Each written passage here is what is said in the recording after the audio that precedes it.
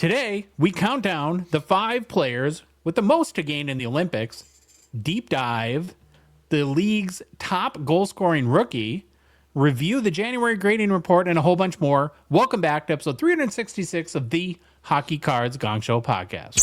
Put a couple of dumb Minnesotans behind a mic, sprinkle in a crazy Canadian, and it's a Gong Show Super Show. That's my favorite one. You like that one? Yeah, that's good. Hello, Philip. Hey, how you doing? I'm doing. Hello, Baba Louie. Hi. Hi. Hey. Welcome to the Gong Show. Well, Phil, you're smiley today. You in a good mood? I'm a great winner. Yeah, I'm in super good. Very grateful today. Yeah. All right. Anything to say before we get started? Anything going on? Any hot dates in Phil's life? Do you want me to say the thing we were talking about?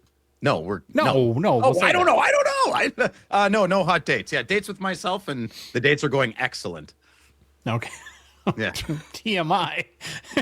No, not sexual. I'm just saying, like I enjoy me. I like me. Yeah. Apparently. Well, yes, I do. Yeah, everyone listening should like themselves too. If you don't like yourself, how are you supposed to love somebody else? And end scene. Anything to report, Baba Louie? Are we ready to roll? You can't follow that. Yeah. Okay. Really quickly, we'll roll through announcements. There still are some boxes of Gong Show Reloaded. I love how people on our Discord are trying to figure out exactly how many boxes are left. Have you guys seen that? Mm-mm. No. Yeah, people are posting. There's theories out there. I can confirm nor deny the exact number, but it's not a lot. We don't tell people how many are left on the website. Is not a little counter. No. Nah. Oh, mysterious. It's a mystery. Yeah. Not many more than that. Oh, I think one's missing. Well, it was a little bit more than that, but Well, yeah, one is missing. I printed it off this morning and shipped it. No, there's another order right as I got home. yeah, a couple more. So One. a lot of fun starting to see people share their cards too. Haven't seen any of the big chase cards yet, but looking forward to that. And I know Grant last night broke a bunch as his shipment from us came in. So it's now that nervous, anxious, exciting time where we get to see the Gong Show Reloaded hits start to come out. If you want to get your box, there are some left. You can go to gongshowreloaded.com and pick those up. And then when you do open your box, please share your hits with us. One note too, for our Discord people, the American pre-orders went out a few days before the Canada pre-orders, and those have now shipped, all the Canada ones too. So very excited about that. Phil, tomorrow is Friday night, and we all know what that means. Friday nights with Phil, baby. Yeah. So what's going down? Get us excited for tomorrow night. Well, that won't be too hard. So throughout the week, I've been if I have a few minutes here and there, I jump on the computer and I'm doing that chat roulette thing that I found an older age group, not that much older, but I've been compiling certain scenes. I'm trying to get. I can't wait. I'm trying to get it as a game so I can pause it and say, do you think this person will know who this person is? I'll probably just play it and just let it go. So that'll be fun. We also have our permanent guest, Dave, also known as my co-host. Yeah, he's going to be here. He's been making fun of us Minnesota and Ottawa boys with the weather lately because we're in the deep armpits of winter. And Dave's not. So fine. Yeah. Golf all year round for that boy. You know, it's a big mail to open. What does that mean? Yeah.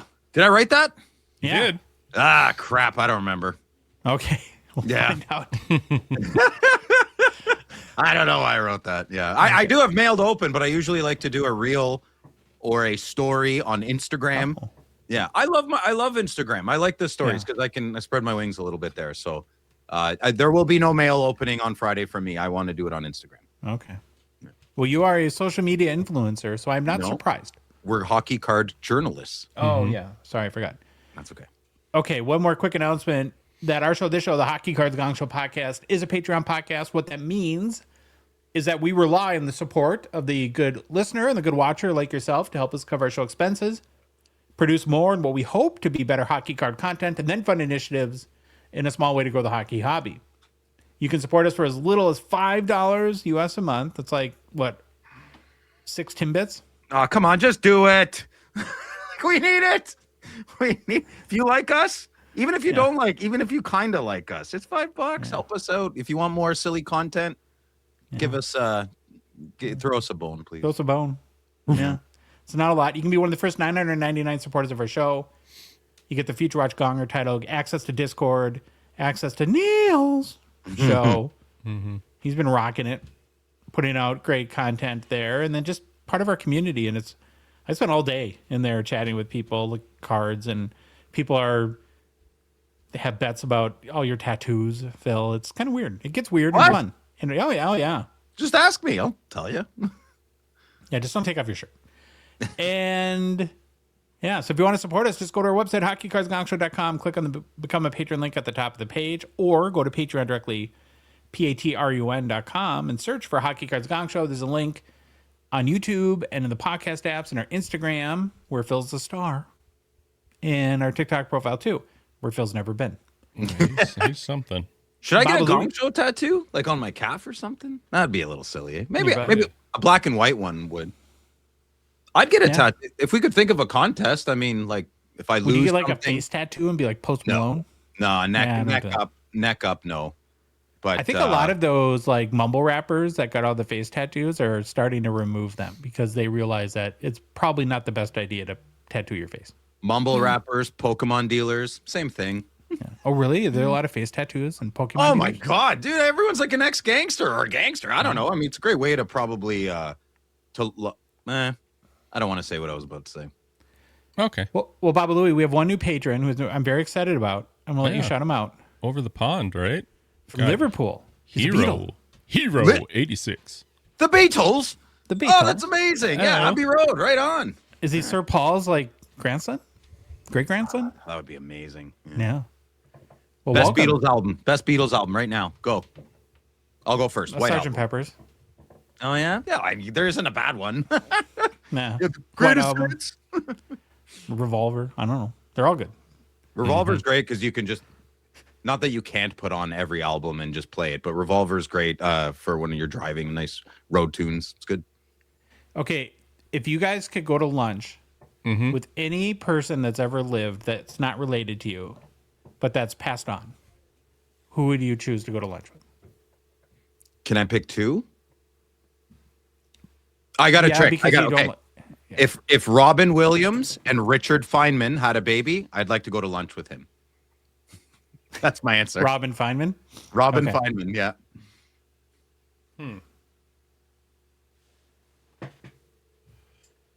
Heath Ledger. Ooh. That's That a would be a good good one. answer, Louis. He's a friend of my cousin. I should hook it, but my cousin can tell you stories. He was. Oh, friends I with- was like, wait a minute, was. he's dead. You're gonna hook me Yeah. up? What? And that's a whole other story. But Is your cousin very serious? kind of? Well, he's like a very kind of. He's like the successful one in our family. He's a famous fashion photographer. Why so serious? Yeah. Nah. Well, you fell right into it. My pick would always be John Lennon. Oh yeah. Without Yoko. Jesus. Ruined everything. I've had Okay, a but this Yoko. is totally impromptu, but What? it made me think of this story. So when I was at kind of my first like big boy job, something that I don't talk a lot about, but my wife and I lost a daughter a day before her second birthday. And it had happened after I started at my first big boy job. And so I came back to work after a couple weeks and was a total mess, as you might imagine. And there is this woman I'm in the Twin Cities, of course, and this woman named Barb I was a salesperson at the time, and she worked on the sales team. And her husband was this guy named Dan Donovan, who worked at Cool 108, which was the oldies station. And Louis would know that, Phil. That would probably mean nothing to you. And Barb was this older woman, super nice, and took me out to lunch. Because, everyone knew. I a total mess. You're forcing yourself back in a routine, but you're not there, right? Like you're not. Yeah. And she had gotten wind that I loved the Beatles. And her husband, Dan Donovan, was a big DJ and he had been a DJ in the 60s and 70s in Philadelphia, I think, and had gotten to know John Lennon. And so she kind of, one way to cheer me up, told me about her husband and his stories of John Lennon. And then she, and this was like, there's been a lot of great lessons of perspective in my life. And I have to give this disclaimer that there's no comparing tragedies. A tragedy is a tragedy is a tragedy. But she told me about her children. She had twins. And now, mind you, Barb was like the sweetest, nicest, happiest, kindest person I know. Yeah. And both their kids committed suicide. Oh, God. One at 14 and one at 21. 14? Yes. And how her pain and tragedy helped me in my life is at that point, as you might imagine, I am thinking, how can we ever possibly be happy again? How do I move on?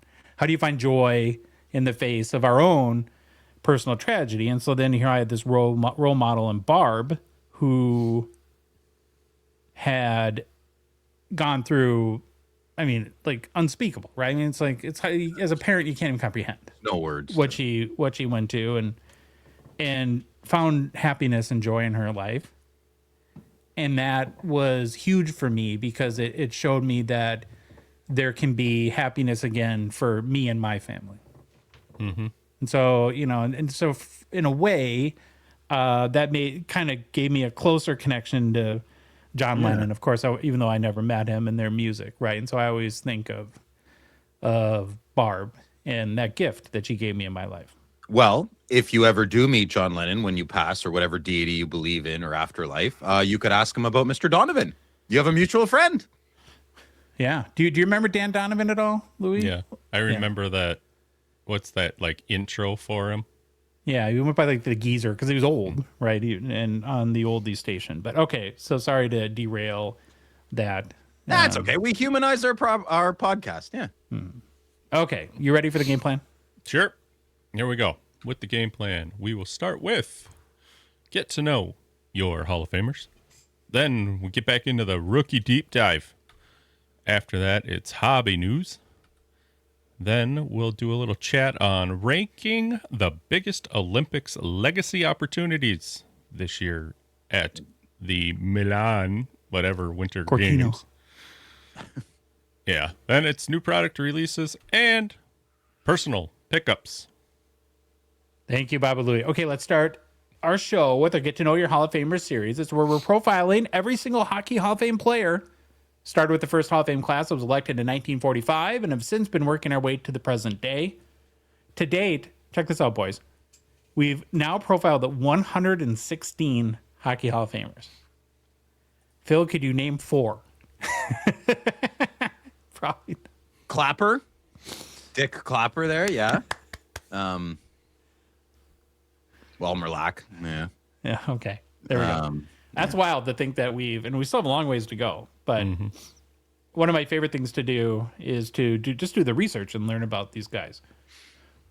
Well, today we're going to start digging into the class of 1967. Oh, guys, screwed up again. It's okay. Well, if you wouldn't have mentioned it, you could have just fixed it. Like, that's what you always tell me. Oh, well, hey, ignore that. Okay. As you were. Can you fix everything after the show? Yeah, but I forget because I forget. That's the magic of editing I know. And to start the class of 1967, we get to profile a player from Phil's favorite team, Turk Broda. What's he eating? That's amazing. Yeah. That is one of the greatest pictures I've ever seen, other than the obvious, but yeah, it's fantastic. Okay. Well, we'll see if we're Turk fans in the next few minutes. Walter Edward Turk Broda lived from 1914 until passing away at the age of 58 in 1972. Born in Brandon, Manitoba, passed away in Toronto. Turk was a goalie. That's not obvious if you're watching on YouTube. Played at 5'9", 165 pounds, a giant in Phil's eyes. In a playing career that basically stretched from 1935 until 1951, Broda suited up for one team, the majestic Toronto Maple Leafs. Probably could use him now. Yeah. We all could. We all could a little bit, I think. Turk won the Calder Cup in 1936. The Vezina Trophy in 1941 and 48 was a first All-Star team selection in 1941-48 as well. A second All-Star team selection in 1942, and a 5-time Stanley Cup champion with the Toronto Maple Leafs. 1942, 47, 48, 49, and 51. He was named to the greatest 100 players lists in both 1998 and 2017, and his number one has been retired by the Leafs. After his retirement, Broda became a coach. He won the Memorial Cup in 1955 and 56 as a coach with the Toronto Marlboros and killed Cowboys along the way. Smoke them if you got them.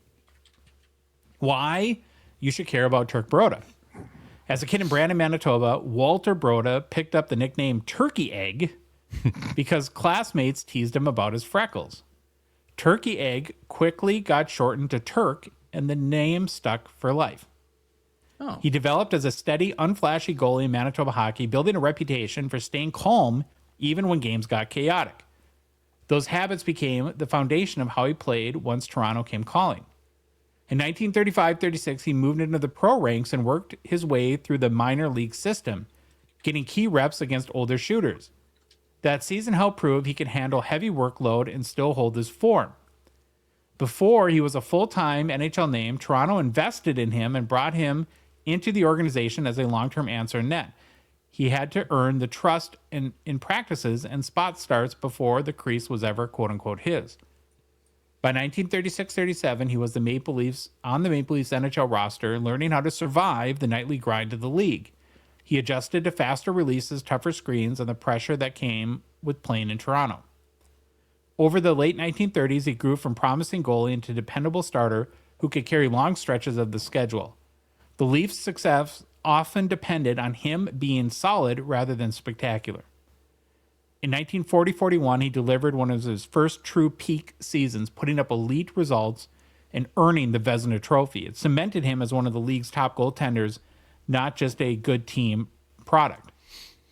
In 1941-42, he backstopped a run that became Maple Leafs lore, including the famous comeback from down 3-0 against Detroit in the playoffs. Toronto completed it by winning the Stanley Cup, and his big game reputation got a real proof point. He returned next season, still viewed as the backbone of Toronto's chances whenever the games tightened up. Even when his regular season stretches weren't perfect, the team believed he could find it when it mattered. After the 1942-43 season, he left the Maple Leafs to serve in World War II, stepping away from the NHL for multiple seasons. The gap in his career wasn't a decline, it was service time that took him out of Toronto's net. While in the Canadian Army, he stayed connected to hockey in military settings and kept himself game ready when possible. That helped him make his eventual return to Toronto more realistic than it would have been with a total layoff. In 1943, he was linked to a headline-making moment when he tried to switch assignments to play hockey with a Montreal unit that was detained by authorities. The episode showed how tightly controlled military postings were and how badly he still wanted to play. When he returned to the Maple Leafs in 1945-46, he had to reestablish timing and conditioning after years away from NHL shooters. Toronto didn't just hand him the job, he had to win it back in real games. In 1946-47, he anchored another Leafs championship run and won the Stanley Cup again in Toronto. It was a major second act moment, coming back from war and immediately delivering at the highest level. In 1947-48, he stayed an elite standard and captured another Vezina Trophy while Toronto repeated as champions. The Leafs leaned on him to close out tight playoff games while mistakes could flip a series. The next season, Toronto made it 3 straight Stanley Cups, and he was the center of that dynasty stretch. His ability to settle games down early often let Leafs play their structured, patient style. As his career went on, his weight became a regular talking point in Toronto, fair or not. It followed him around. The scrutiny intensified because Leafs were expected to win every year, and goalies wore that pressure first. In late 1949, the tension boiled into what Toronto media dubbed as the Battle of the Bulge. a public standoff with Leafs owner Conn Smythe over his weight and conditioning. He was benched, told to slim down fast, and pressured by call-ups brought in to challenge his job. He responded by getting back into the net and stabilizing the position once again, refusing to let the story end with him losing the crease. The episode became part of his legend because it mixed Toronto drama with real on-ice consequences. Even as the Leafs managed his workload more in later years, he remained the guy trusted to win a series when a series turned into a goaltending duel. Toronto's roster evolved, but the expectations stayed the same: big saves and big moments. In 1950-51, he shared duties during the season, but the Leafs still viewed him as a playoff weapon if things got tight. That sets the stage for one last postseason where he was called on when it mattered most. During the 1951 playoffs, he delivered a standout run while splitting time, putting up famously low goals against average. It reinforced the long-running belief that his best hockey showed up when the stakes were the highest. In the 1951 Stanley Cup Final against the Montreal Canadiens was an all-time grind, with every game going to overtime. That's crazy. Yes. Toronto won the Cup, and his performance in those pressure games became one of the defining closing chapters of his Leafs story. After that championship, he was nearing the end physically and didn't have many full seasons left in him. He soon stepped away from playing, leaving the Leafs with a resume built on championships and big game credibility. By the time he was done, he had won 5 Stanley Cups in Toronto, 2 Vezina trophies, with his best years tied directly to the Maple Leafs' 1940s dynasty. His playing days became a template for win-first Toronto goalie who could handle both the rink and the spotlight. That is a storied man. Wow. Holy. Battle of the Bulge. I thought that was kind of funny. It's always funny, not anything to do with Turk Broda here, but all the old hockey pictures, I always wonder, like, did they just use incandescent lighting back then? Because I remember at the Montreal Forum, I don't know if you guys know lighting, but metal halides. Yeah. And the Forum was just awesome. The acoustics in that building, how steep it was. Everything was just incredible. Best barn ever. But before metal halides, I don't know my history. I'm assuming they weren't invented in the 20s and 30s and 40s. How did they, did they paint the ice? Like, how did they see the puck? It must have been really dark, right? Yeah, the ice looks black in that photo. I'm assuming they didn't paint it. They paint the ice now. It just, I don't know, just an off-topic shower thought, but they probably had the lights off and just the photo light behind the camera for an effect in this photo, I'd guess. Well, photographers preset their light bulbs back in the day. That I know. They preset them above the arena, so when they took a shot, which I still don't like, doesn't that blind? Like, if you're Gordie Howe, aren't you going to go beat the crap out of some photographer that made you miss a one-timer or something? You should start a photography podcast. No, I'm good. I'm good. I just like it as a hobby. It's fun. Okay. Let's take a look at the Turk Broda hobby market real quick. His rookie card is in the 1936-37 O-Pee-Chee V304D set. It's card number 97. These are like the little cutout characters. Pop-up. Yeah, pop-up. That's good. The highest seller is a PSA 5, so for $11,964 US in June of 2022. There's also a Broda card in the 1937 O-Pee-Chee V304E set, card number 133. The highest seller is this PSA 7 copy, sold for $4,256 US in April 2018. Reminds me a little bit of the current O-Pee-Chee base design. A little bit, eh? Yeah. Mm-hmm. Little Like the maybe zig and the that was zag inspired from this set or something like that. The next Broda cards will feature is from the 1951 Parker set, card number 75, PSA 8, highest seller, having sold for $6,142 US in December of 2009, a long time ago. And then the last Broda card we'll look at is not a playing days card, but it's from the 1955 Parkhurst Old Time Greats set, card number 23. Looks like a grandpa. Holy moly. this guy's the happiest person we've ever covered. It's great. Highest sellers is PSA 8.5, sold for $5,268 US in December 2018. And that, boys, is your Hockey Hall of Famer, Turk Broda. Good job, Josh. It was Nice. very interesting, man. Super happy and jolly, too. Yeah, what a career, what a life, too. And to leave for 3-4 years and to fight the war and come back and win Stanley Cups and Vezina trophies, can't imagine that. No. Let's move on to Rookie Deep Dive. Yeah. We have Series 2 hitting hobby shops, I think, early next month. So we have a new crop of young guns to chase. Plus, we got some Series 1 rookies already making noise, and even a potential big extended series chase. So as part of our mission to actually learn about who the heck these players are, we're going to do another deep dive today. Here's how it works. We come up with 4 candidates, then we break out our world famous and very, very expensive hobby poll.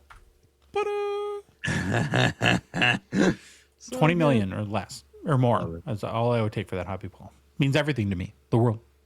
And we fire up a 24-hour vote on our Instagram story. And then you guys vote, you the good listener, the good watcher, vote who that player should be, and then we deep dive that player. So this week's candidates, I didn't screw it up this time. I actually picked 4 people we haven't done a deep dive on yet. Zeev, who's been on the, always the bridesmaid, never the bride in this poll. Beckett Sennecke, Easton Cowan, speaking of Maple Leafs, and then Oliver Kapanen from the Montreal Canadiens. Phil, you have any guess who win this vote? Yeah, the Quebecers are a curveball. I think Beckett Sennecke won, but I wouldn't be surprised if the Habs took over. You know that Oliver Kapanen has the second most goals for a rookie? I did not know that. My rookie knowledge this year is It's poop. yeah. Well, you're right. Here's how the vote shook out. It was pretty much a landslide for Beckett Sennecke. Oh, wow. 53% of the vote. Zeev, once again, the bridesmaid. And then Easton Cowan. I thought the Toronto folks would be all excited about their boy. Nah, they're angry right now. They're not having a good time. They're sad. I'd say angry. And then Kapanen there for Montreal. That makes this week's rookie deep dive Beckett Sennecke. Now, here's my first question about Beckett. I kind of feel like he is a. Did Phil die? Excuse me. No, I sneezed. I sneezed. I snoozed. You snoozed your brain out? Keep going. Oh, she's got a date or what? Are you going in a hot tub again or what? No, I'm trying to sneeze and not interrupt the show. I'm not in a rush. It's fun. Stop sneezing, you jerk. Yeah. Slowing us down. My question on Beckett, he feels to me like an out of nowhere rookie. Like, I don't think anyone was all about Beckett Sennecke before this year. Wasn't he a first round draft pick? Yeah. Like top 5, I think 5 or 6 or something. Yeah. Yeah, no, right. He has high expectations. I don't okay. care just because we haven't heard of him. You go ask the Anaheim Ducks management if they don't really care about him. We'll Fair. See. Yeah. Well, he's a 20-year-old forward for the Anaheim Ducks who hails from Toronto, Ontario. But before we get into his rookie season, we're going to rewind the clock and go back to where it all started. Beckett grew up playing in the Toronto area and put up big minor hockey numbers, Phil, with the Toronto Marlboros, killed some Cowboys, which helped him put him on the early OHL radar. By the time he was draft eligible, he'd already shown a mix of size, hands, and confidence that made scouts lean in.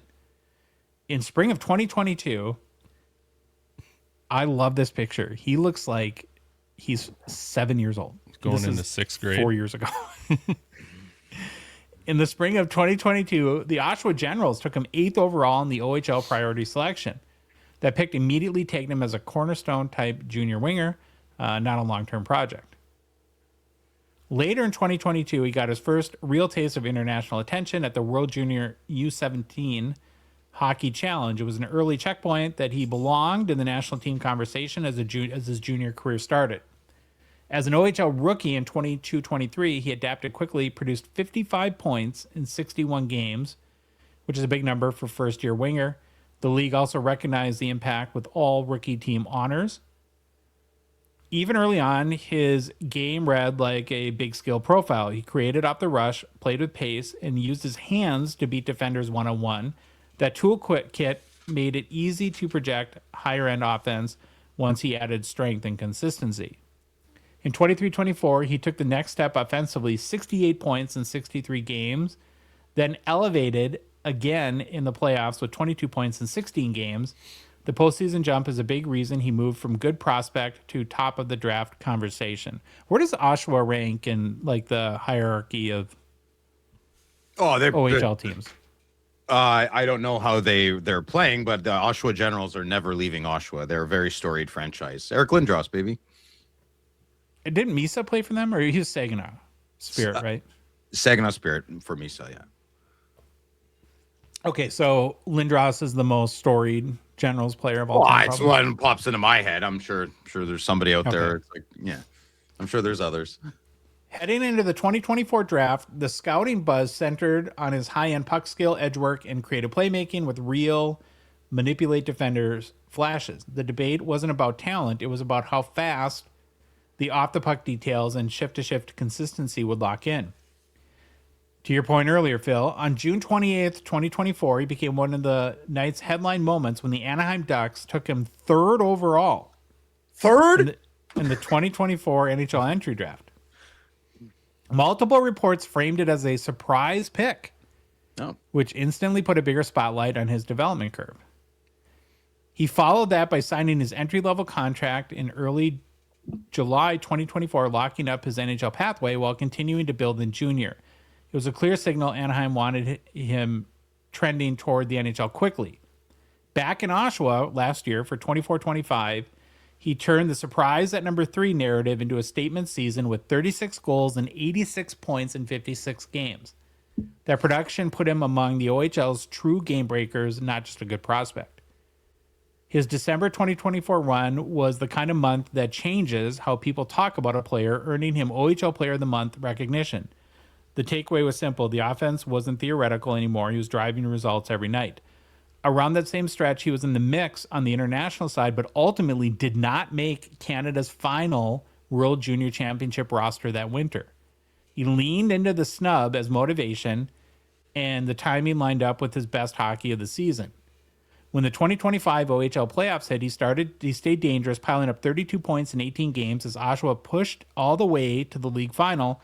The kind of playoff production is often, future star projections kind of territory. The run ended in the OHL Championship Series against the London Knights, but his season still finished with league-wide recognition as a third-team All-Star. It was the full-year stamp that he wasn't just a draft pick, he was one of the OHL's best. By late spring 2025, Anaheim voices were openly hinting he was close to pushing for an NHL job sooner than later. The message was that his timeline was accelerating fast if he kept stacking habits on top of skill. When 2025-26 season arrived, he started in the NHL and got his first true welcome to the show opportunity immediately. Just getting that opening night runway told you the organization wanted him learning at the NHL speed. On October 9th, 2025, he made his NHL debut against the Kraken and scored his first NHL goal in that same game. It was an ideal tone setter, first night, first goal, instant belief. 2 nights later, on October 11th, he logged his first NHL multi-point game, a goal and assist, in a chaotic overtime win at San Jose. There was an early hint he could create offense even when games got loose and messy. On November 10th, he had another rookie milestone with his first multi-goal NHL game, scoring twice in a win over Winnipeg. When a rookie gets a 2-goal night that early, it usually changes how opponents kind of game plan around you. On December 10th, he delivered a pure rookie moment type highlight, a game-tying goal with 0.1 seconds left against Pittsburgh to force overtime. Those are the clips that follow a player all season and often show up when, kind of Olympic hype and sort of those questions come about. When World Juniors rolled around again, the decision was made for him to stay in Anaheim instead of joining the tournament, even though he is still age eligible, which is usually a clear sign that the team sees a player as part of its present, not just part of its future. So that was not a snub for the World Juniors. They wanted him to stay at the NHL level. After that, he didn't disappear. He kept stacking up points in the kind of, quiet every week way coaches love, including power play touches and late game trust. His average use stat is like in the 17-minute night range, which is a pretty big responsibility considering, he's still a teenage winger. It's top line minutes for a rookie, man. That's pretty close to top line anyways. On January 13th, he scored a game-winning goal against Dallas Stars in a tight 2-1 win, adding another clutch stamp to the rookie file, kind of goal that turns a strong rookie season into more of a storyline. Then came a statement night, January 25th. He logged his first NHL hat trick and ended it with the OT winner against the Calgary Flames. Ooh. A game that kept him on top of the rookie goal pace at 18 goals at the time. That's a good night for Beckett. Had a boy. Yeah. Hope he partied hard after that. Not too hard. On February 1st, he added a power play assist and went over Golden Knights, which mattered because it showed continued special teams value, not just even strength production.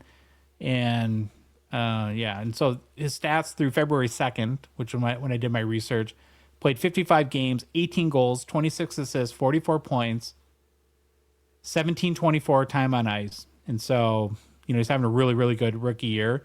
Currently leads all NHL rookies with 18 goals, one more than Montreal's Oliver Kapanen, and is second in points with 44, 2 points behind rookie scoring leader Ivan Demidov.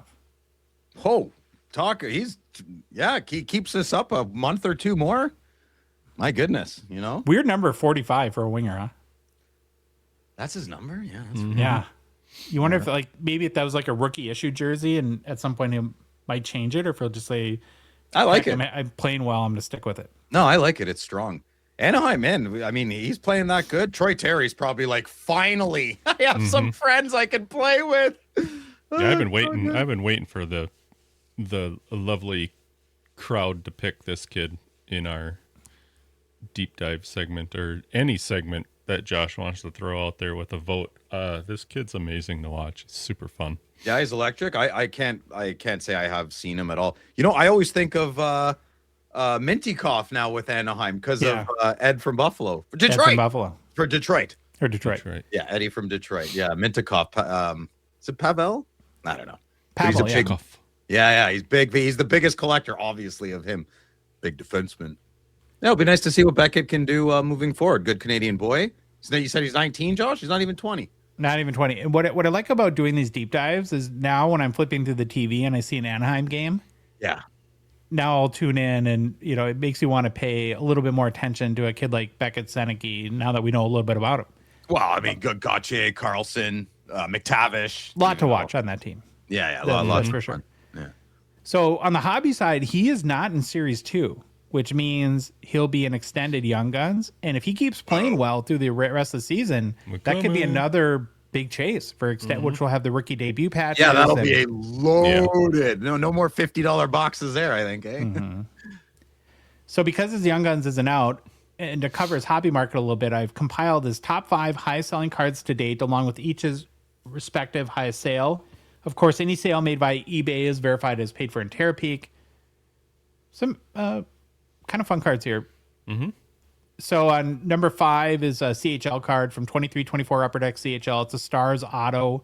These are sticker autos. Raw, sold for $164 US via eBay auction on December 3rd. Not the most flattering photo, I would say. Looks like J-Rob. Looks like Robertson there. Yeah, It does. Oh, he had 45 in Oshawa, so he must have chose that number. Yeah, that's great. I love the number. I think it's good. Number 4 is another CHL card. So the first 3 are CHL cards. It's the Upper Deck CHL Stars Outburst Red out of 25. Rod, this is a 24-25 though. CHL. Sold for $220 US via eBay Best Offer on November 10th. Holy. And then the number 3 highest sellers going back to 23-24 CHL. It's the Stars High Gloss out of 10, graded SGC 10.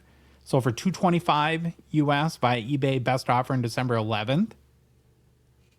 And now the top 2 are from O-Pee-Chee. So the first one is from 25-26 O-Pee-Chee paper, the Premier Diamond Rainbow out of 75, sold for $250 US. Nice card. Via eBay Best Offer on February 1st. And then the highest selling Beckett Sennecke card to date is from 25-26 O-Pee-Chee paper again, the Platinum Preview Seismic Gold. These are out of 25 in the Platinum Preview, where they're out of 50 in O-Pee-Chee Platinum. And it's sold for $400 US via eBay Best Offer on January 30th. And good listener, listen, just because there's less doesn't mean it's more highly sought after. It might change in the future, but as of right now, it's kind of like the imposter seismic gold. The appetizer. Yeah, it'll sell for half of what a regular seismic gold sells for. Generally, there's nothing set in stone. Nothing, just generally. That concludes our rookie deep dive on Anaheim's Beckett Sennecke. Love this kid. I'm going to go buy a Young Gun right now after Extended comes out. Yeah, I'm going to buy a Young Gun right now after Extended. Okay. Why are mine and Louis' head so much bigger than yours? Did you do something with your camera? Yeah, you helped me do that, and that's why Oh yeah, I forgot about that. Yeah, okay. okay. We have the biggest head out of everybody, but you have the smallest head on the screen. It doesn't make sense. I have a shrunken head thing. Yeah. Kalima. No, wait, that's Rip Your Heart Out. Yeah, it's Beetlejuice, the dust. You can see my Skyuma. I still don't know what that is. I just like saying it. Nobody does. It's a Gophers. For That's real. what Gophers say, right? For real. I mean, I would say about less than 1% of people. I actually think I've looked it up. I don't think the U knows what it means. Well, it's native. It's got to be a native thing, right? Something. Yeah, it's got to be. That'd make super cool. Yeah. Slab Sharks, the Gong Show partner sponsor, thankful for their support of our show. The biggest weekly hockey auction, which of course is the Slab Sharks Thursday auction, ends tonight. Join us starting at 8 p.m. Eastern on the Gong Show YouTube channel as we cover all the key cards. Closing in the auction, it'll be me, Phil, Sylvan the Beautiful, and our guy Neeler. Oh, Neil's coming. Right on. Neeler, yeah. Be some really big cards ending tonight. So excited about that. And, too, we, as in the Gong Show, in helping U.S. consigners get their cards in the auction, we've shipped the most cards in a month so far in January. So That's submissions super. are rocking and rolling. Rocking and rolling. Yeah. Don't miss They're the party. heating up. Send your submissions in if you live in the States. How can you do that, Josh? Well, you just go to slapsharks.com, fill out a consignment form, and then mail them to either a P.O. box, which is on their site, or we have a FedEx and UPS shipping address as well. And if you haven't really tried selling your cards in the Slab Sharks auction, you should. Give it a shot. It's the biggest and best weekly hockey auction. There's a million hobby eyeballs and tons of bids. So, yeah, if you're American, box them up, send them in. We'll get it done. No worries or concerns on international shipping. So for complete consignment information, including payout rates, and to get the process if you're British, started today, head to slapsharks.com. Hobby news. Hobby news. News from the hobby. News from the hobby. Okay. January grading recaps in from GemRate. Ooh. Do you guys think grading is fading or getting more popular? What would you guess, Phil? I think grading is a funny thing. It is one of those catch-22s. Everybody hates grading, but everybody's grading. So I think it's going to increase exponentially. It is here. It is threaded into our hobby, and it's not going anywhere. Yeah. I think it's probably. I don't think everyone hates it, but I think there's kind of loud voices that. That's better said. You're right. Yeah. You're right. Okay. Well, overall, grading increased by 4% month over month last month, which might not seem like a lot, but when you're grading 2.5 million cards a month now, 4% is like 90,000 more cards graded. And year over year in January, total grading activity was up 34%. So as I mentioned, 2.52 million cards were graded in January in total. PSA graded 1.91 million of those cards, which is up 4% month over month, and 46% year over year. CGC was second with 456,000, up 3% month over month, 49% year over year. And then Beckett graded 66,000 cards, SGC 43,000, and Tag 38,000. Looking at sports cards, check this out. Only 28% of total cards graded in January were sports cards. 72% of all cards graded are TCG now. Well, for now. For now. That's crazy, though. That's crazy. I'd like to see during the pandemic, a little bit before, like it's had about 4 peaks. Pokemon TCG has had about 4 or 5 peaks in the last 20 years. And every peak is bigger by far than the one before it. But I'd like to see that number is going to go down unless there's something I don't know. I mean, I just feel like that's for the lack of a better, it's a house of cards that might fall a little bit, you know? I think it was less than 50-50. I think even as a year ago, sports was still more than TCG. It just shows you're right. It's could be a trend, and a year from now, it could be totally different. But it is wild for me to think that TCG is dominating to that degree. When you look at sports cards, PSA graded 595,000 sports cards, down 3% from December and 14% year over year. In total, though, last month, the Collectors Holdings Company, which owns PSA, SGC, and Beckett, graded about 92% of total sports cards. And that's changing subjects. Well, I didn't have a subject. Okay. So when you look at cards graded by category, amongst the top 5 companies, 21,500 Macklin Celebrini, hockey cards were graded in January, which is about 3% only of total sports cards graded are hockey. Nothing's going to change unless, I'm just going to sing your tune. It's not going to change, I think, for us unless a certain good old boys club leaves the NHL and they modernize it, right? It's so stiff right now. It like until Gary, and it's kind of like the Oilers when I was growing up, like until Kevin Lowe goes, nothing's changing. So here's the part of this that I found most interesting in looking at the data from gemrate.com. There are no hockey players nor hockey cards in the top 10 graded by PSA, which means that at least to this point, the Celebrini effect has not hit the grading reports. If you guys remember, for a year straight, Connor Bedard, Young Guns, was in the top. Connor Bedard was in the top 10 athletes, and his Young Guns was in the top 10. I can't imagine we won't see Macklin Celebrini on here a month or two down the road when those. Remember that we're about 2 months into his boom, and it takes 5 months to grade cards. But I just have to think that there's going to be a lot of Macklin Celebrini cards graded by PSA in the next few months. Lagging indicator for sure. Mm-hmm. So I do want to say I'm going to the Toronto show there in a couple weeks, and in the Ottawa show I attend quite frequently. I just want to say it again. You don't have to love TCG, but respect it, massage it, nurture it. If your kids like it, don't force them too much into the hockey or the other sport you want. If your kids or adults even, if we're off devices, I'm making such a conscious effort to not roll on my phone, to look out the window, enjoy nature, all these little bad habits I've developed since the COVID. And I think a lot of us are in the same boat. Anything that can get someone off the screen, children or adults, your friends, your parents, your family, whatever, that's a good thing. Who cares we don't collect it? It's tangible. It gets people out of the house. People are congregating together in large groups. That's a very human thing that I don't want to lose. And I feel a lot of people would be okay if we lost that. Don't let it.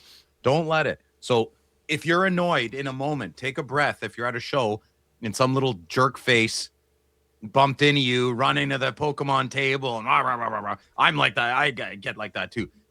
Try and let's take a breath. We're all in the same family. They're just a distant cousin. Okay. Yeah. They're not even a distant cousin. They're just a cousin. Don't you worry about birth rate though? Like you going like on planet Earth? Yes, we should be having more kids, and we're not. Mm-hmm. Doesn't TCG hurt birth rate? Oh, I'm pretty sure our hobby hurts birth. You think I'm meeting a woman when I have just a mustache? You really think that's gonna happen? A big mustache, bald head, loud guy? I thought it was your superpower. Yeah, just stop. Stop. So Phil, back in 2018. The Pokemon share for PSA was about 17%. Wow. Holy moly.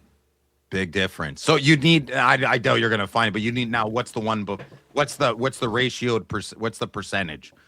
Obviously that's over 50% now. I mean, thank you, Louis, for looking that up. Yeah, good number there. Okay, next story. Is the next iconic card in the hockey a Tim Hortons card? Yes. Upper Deck 25-26 Upper Deck Tim Hortons newest release was a Canada Olympic, whatever. I can't remember the name. It hit coffee shops in Canada, Timmy's, nationwide. You can see the checklist at hockeychecklist.com. We got the name right there. Go see all the cards. Included in the set, though, is this Sidney Crosby Golden Goal auto card. Pretty tough odds. 1 in 686,080 packs. Not numbered. But there can't be many named. What would you, at that pack odds, you think maybe, 10 or so, Phil? Can you guess? I'm not a matter. Is it a prime number? I mean, I don't know. Can you divide it by itself? It all depends. Well, you're Canadian. You're supposed to know these things, Timmy Hortons. I like McDonald's coffee. I'm not a Timmy's guy. In the past few days, I've seen a number of hobby folk like Grant from GP Sports speculate this could be a $5,000 card. Well, I Do you hope agree with not. that? I want it. And what's with the landscape? Stop with the landscape. Yeah. Horizontal. It's so silly. You know, Crosby's glossy, his O-Pee-Chee Easter egg glossy is a horizontal card. It's a crime. Mm-hmm. I get this card. I get the moment. It captures the right moment. I'm not being critical, but Tread it lightly does. here. Tread lightly, Matt. He is giving like critical. explosive diarrhea face and pose. No, right no. there. Yeah, I under that's you're such an American. You're such an American. Everybody knows exactly what they're looking at here. This I know. pose is Iconic. I get it. It looks national pride. It looks prime for a Upper Deck clear cut outburst photo. yeah, well, they all come out of their butts, Louis. You know that. Yeah, for sure. So would you pay $5,000 for this card, Phil? If I was if I had 4x my net worth, yes, Okay. I would pay $1,250 now. Does that make sense? Yeah, that's what I would pay. Hey, Phil. Yes, Louis. 686,080 is an even number. It's divisible by 2, so it's not a prime number. Thank you. Okay. Thank That's you. good. No, I was curious. You're about full of information tonight, probably. that. Did you get a new monitor, Louis? Yeah. Get another monitor. I got help. Okay. Now, if someone did pay $5,000, which it's a great card, and thank God it's a on-card auto, it would be a record for a Crosby Tim Hortons card. The most paid to date for any Crosby Tim Hortons auto is from the 2015 Timbits out of 87 that has sold for as much as $3,220 US in November of 2024. I'm looking for this card. If anyone has this card, I'm looking for it. I think it should be $1,000. Really? Wow. What's everything's 1,000. Every card I want seems like 1,000. Sure. I'm really happy about this set though in the card because I love when Upper Deck takes advantage of big moments and creates iconic cards. And I understand all the excitement and enthusiasm, and hopefully someday America will win anything of significance and we'll be able to have a card to commemorate it that we get excited about. I you guys watched the guys don't Netflix win, Mike. documentary last night. Would you watch? The new Miracle on Ice Netflix documentary. Oh, was it good? Oh. Yeah, it was really good. Hopefully it's better than the movie. Oh, yeah. Yeah. It was not a compelling picture for Herb Brooks. He was according to anyone and everyone in the players, a raging a-hole Yeah. on purpose. That was kind of his. Well, they won. And they kind of all said it, that they wanted he to steal them to beat the Russians. He wanted to make it, that it was us versus him. Like the team, that's how they got the team to bond together, through hating him. Very, very bold tactic, and it worked. You could easily say they wouldn't have won if he didn't do everything the way he did.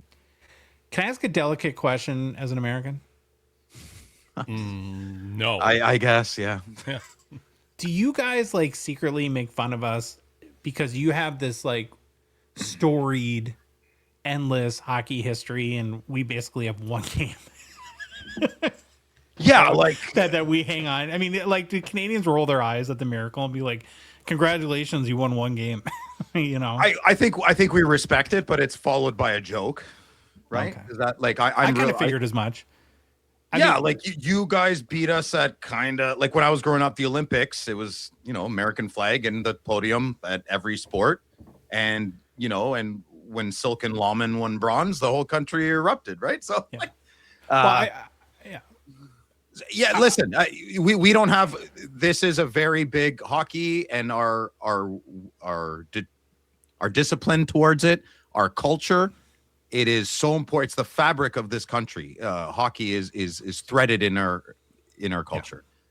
Yeah. We don't have much to hang our hats on, and hockey is it. And I'm not. It's more on us than you. I think it's cute and adorable how proud you are of your little mirror. I mean, it's in the name. It's a miracle. Miracles don't happen, right? Yeah. Yeah.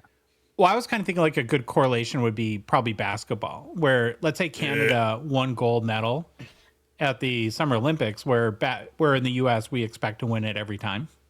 That'd be good. And I'm sure your country would go bananas because I mean Canada's actually got a very big basketball fan base to it, and especially in Toronto and stuff like that. Well, my son says more kids at his high school play basketball than hockey. He says kids don't even talk about hockey in his grade anymore.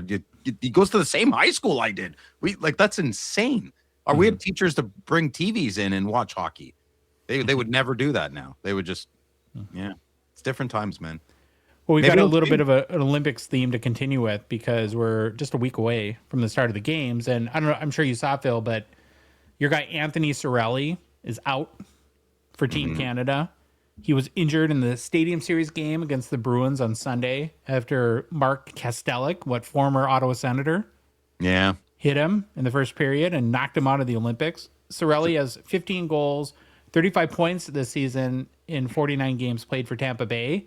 And he's going to be replaced on Team Canada by Florida Panthers' Sam Bennett, who has 19 goals, 42 points in 55 games. Now, Bennett scares me a little bit, but I'm wondering if there's any controversy floating around in Canada because Bennett was picked over names like Connor Bedard. No. Seth Jarvis, Zach Hyman, Mark Scheifele, Dylan Guenther, Morgan Geekie, the Nuge. I know the players. They know the good Wyatt listeners. Johnson, Fantilli, John Tavares. So do you think Sam Bennett was the right choice, Phil, for your team? Yes, I do. Yes. Smaller ice surface. He's a little honey badger out there. He'll make sure none of your your Brady Kachucks will get out of line. So, yeah, I think it's a good replacement. I like Sam Bennett. Yeah, I think it'll be good. I'm getting very excited for this coming up. I would love to see Bedard for the hobby, though. I want Bedard. If it wasn't Bennett, I'd want Bedard. I firmly believe in Bedard's skill set. He'll be top 5 top scorers for the next 15 years for us, I think. So I think we'll have lots of time. But you don't want to put too many youngins in there, right? If you look at the history of these tournaments, you don't have too many 19, 20-year-olds in there. Fair. Yeah. I mentioned we're February 11th, start of the Olympic Games, Milan Cortina. Get your cannolis. Holy cannolis. I'm in. I'm super excited. Cannot wait. A little nervous for my team. So, I pump myself up by watching Miracle on Ice. Why are you guys sweating? Oh, we were watching Cops. Gold for the red, white, and blue field. That would be awesome. But it's going to be tough. I want Canada-US final, and I want overtime, and we all win. We all win that way. I'm currently pegging the US of A. I give us 50-50 chances to win gold. Am I crazy, or is that? No, you guys. I think we have the better team, but you have. It all comes to goaltending, man. We have the better overall team, but I think you. Well, I don't think. I know you edge us out in the nets, between the pipes, but. I mean, we both. Yeah, my country could have 2 teams in this tournament, man. I don't know what you want me to say. We're a powerhouse, Oh, humble brag. Did you see, Josh? I mean, maybe we'll touch on it. I don't know if we'll have time to before the games start, but Sweden's Olympic roster, it's got Gus Bus and the Wallace St. Paul, both their goalies. Yeah. Smart. Could you imagine Germany turning some heads with Stützle second line center, Draisaitl first line center, JJ Peterka. I don't know any other German. JJP. But a couple of bounces here, a couple of bounces there. Hey, it could be in the quarters, You never know. You never know. Little corners. Yeah. Do you want me to say the thing now? Nope. No. Oh, yeah, we got to talk about the one thing we forgot to talk about. What? The thing I brought up before? Yeah. Can I bring it up? Yeah, let's do it now before we get into the... Well, hold on a minute then, because I don't want to look like... Oh, you wanted to do it after this, right, Louis? I just... you don't need a slide, man. We could just... Go for it, Phil. Okay, good. So, shortly... Wait, stop. Okay. Stop. Hold on.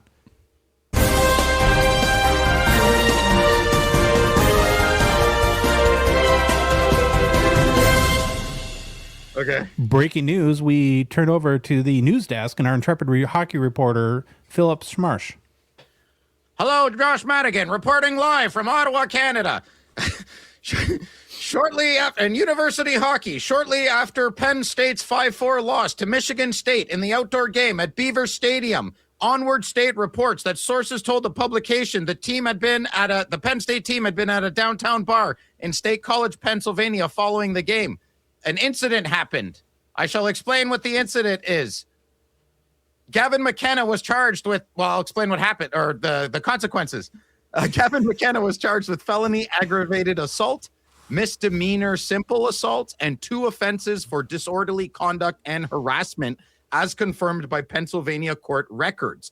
Here, I'll put a little fear-mongering in here. A conviction of a first-degree felony can lead to 20 years in jail. Oh, no. What are we going to do? Rumor has it he was defending his mother, but we don't know. I'm sure there's going to be video. Everybody put the brakes on hard. Nobody knows anything. And I felt we should bring it up, but absolutely no judgment. It's a bad scene, and let the dust settle. I think it's going to take a bit, but I'm sure the truth will come out. Mm-hmm. Penn State University and the men's hockey program have not issued a public statement as of now. There you go. And Gongshow disclaimer: as with any ongoing legal matter, these are all allegations, and McKenna is presumed innocent unless proven guilty. Yeah, it doesn't. None of that matters anymore, dude. You are guilty. If certain people want you guilty, you could have video proof you are not guilty. You're done. You're done. We all know that. We live in that world now, so everyone's got to be a little bit more careful. It's probably a setup for a civil suit, which is what I said before we started recording. Yeah, you never know. Could you explain that quick, like briefly? I don't know. Like, we don't sue each other up here. Well, there's 2 types of law here. There's civil law and criminal law, right? So criminal law would be the state charging you with a crime against somebody else, where you could go to jail. Civil law is a citizen suing another citizen for damages. And they would want the police reports, and there's a play there to make a formula. Yeah, and so, like, for instance, what would happen if you... I kind of have the... boy, I wish this wasn't a family show just for this 1 minute. Where I have the... I always wish this wasn't the movie quote, remember from Friday, you got knocked the F out, right? Mm-hmm. And that looks like that's what happened. If some guy was horribly mistreating his mom, we'll see how this shakes out, right? It's way too early to speculate there. But if I was wanting to get paid and I thought, oh, maybe I'll go and poke the bear a little bit and take one on the chin, right? Even if he's convicted or if he does a plea deal, right? Because I don't think Gavin McKenna is going to prison for 20 years. He probably doesn't have any, he's not like a 5-time convicted gang leader or something like that. Could be. Where they probably want him to plea down where he's still guilty of some sort of crime, which would set you up for a civil suit, because it's pretty hard to allege if he's convicted of a crime, then it makes it a lot easier to sue him. Oh, there's cameras. I mean, it's going to be on video if it was at a bar. We don't know. And he probably settled that anyways. But yeah, so not a good look though. You don't want it coming into your draft summer. If I was a GM and he was defending his mom, I mean, I'd probably maybe say the bad outweighs the good, but I'd secretly be like, "Good job, kid." Mm-hmm. And so, what did we learn here? McKenna's probably got a mean right hook. All right. It's not funny. Someone got hurt. Okay. All right, Wapner, okay. Moving on. Back to the Olympics. Thank you, hockey card journalist, for that report. You're welcome, Josh. Back to you. Okay. So in my excitement for the Olympics, I wanted to share, I have an updated list, because I keep lists, of the top 5 players who I think have the most to gain. The most. I mean, everyone will gain by Olympic glory. And so I'm going to roll through my top 5, and you guys can agree, disagree, make fun of me, but not too much because I'll cry. Is that fair? Fair. All right. So the player who I think my top 5 start off number 5 is Connor Hellebuck, who of course is the reigning Hart and Vezina Trophy winner, 3-time Vezina Trophy winner, in fact, Williams Jennings Trophy winner in 24 and 25 as well, and weirdly. Oh, yeah, check this out. How do you have 3 Vezina trophies and you've never been an NHL first all-star team selection? Because of the way you finish. Because that means 3 years in a row, the league said you were the best goalie, but you're not on the first all-star team. How do you get picked to be on the all-star team now? I don't know. Oh, fan maybe if it's a vote, maybe people don't like them. I guess. I don't know. Does he have a bad attitude or something? I don't know. I don't know anything of his character. So Hellebuck was named to the second team in 2018. What he has not done, as we know, is perform kind of when it counts the most. In fact, his playoff resume, I think, hurts his legacy more than it helps. So in the regular season, through his career, he's 335, 251 with a 2.57 goals against and a .917 save. In the playoffs, though, 24-34, 2.9 goals against and .903 save percentage. And the last playoffs were particularly bad, as we know. He was 6-7, 3.08 goals against, .866 save percentage. So I think winning a gold medal and playing well and kind of dispelling that reputation that he's carrying, that he can't perform well when it counts, could help determine his long-term hobby legacy. And I think we're desperate for a relevant current goalie chase in this hobby. And it would be, if it's not Hellebuck, it would be awesome for someone from this generation to have like that we'll be still collecting 10 years from now in sort of the Martin Brodeur or Patrick Waugh sort of vein. Listen, there's a whole generation that's missing. Who in the last 15 years has who's the best goalie in the last 15 years? Vasilevsky? Vasilevsky probably. Okay. Or No Bobrovsky or Hellebuck, right? Okay. No hobby markets, none of them. Mm-hmm. Things are different. We can't say like those are very good goalies, Stanley Cup winning goalies. Well, Vasilevsky and Officer Bob. Yeah. Mm-hmm. But it doesn't make a difference. It has to be a Montreal Canadiens goalie maybe, or a Canadian team goalie. Yeah. You know, if Stuart Skinner played for Edmonton still and he was just as good as Grant Fuhrer and the Oilers had 3 cups by now, I bet you Skinner would be the guy, right? You don't maybe necessarily have to be the best. You just got to be on the best team, I think. And I think for Hellebuck to have hobby staying power, you do need to win a cup or two as well, but a gold medal would help. And for the record, too, Hellebuck wasn't bad in the Four Nations. He was 2-1 with a 1.59 goals against and a .932 save percentage. So I don't... McDavid buried it at the end, and you guys won there. And Hellebuck, for the record, is a 2015 Young Guns PSA 10 pop, 668, 43% gem rate.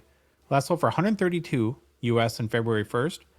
Up 7% in the past 2 weeks, but down still 14% in the past 3 months.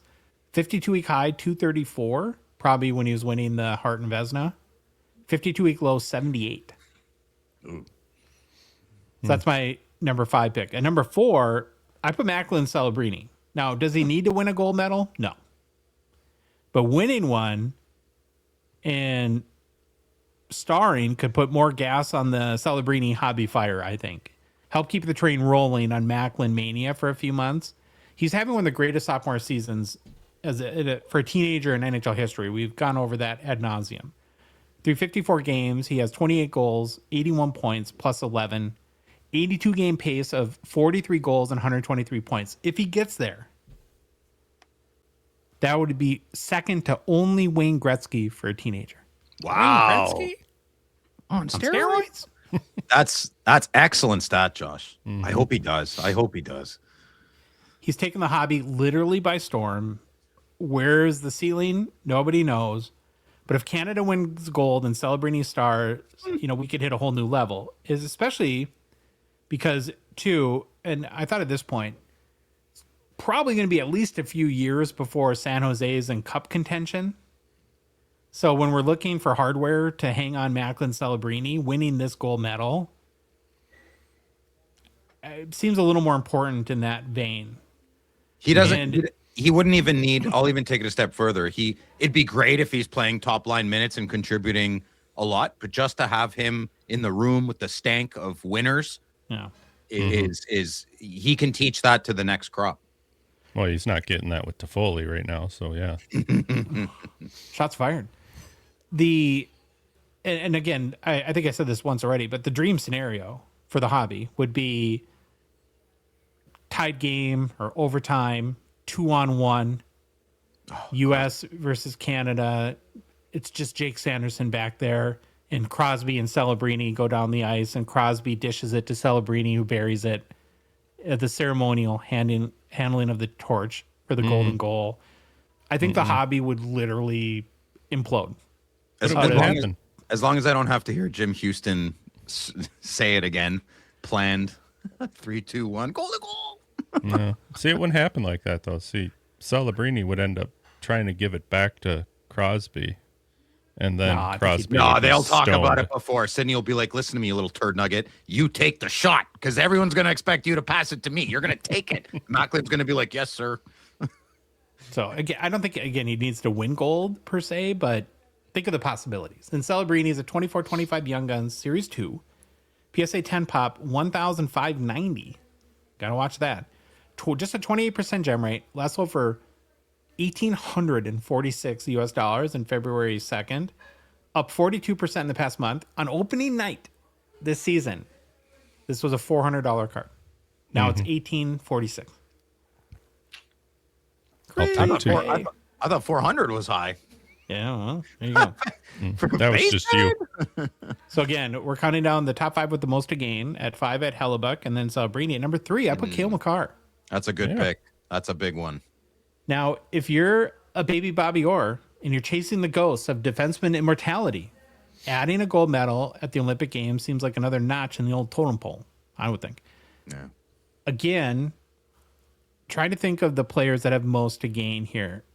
Every Stanley Cup, Vezina, Hart, gold medal, I think further separates Makar from the rest of the pack and puts him closer to the immortal standing that, of course, Bobby is in.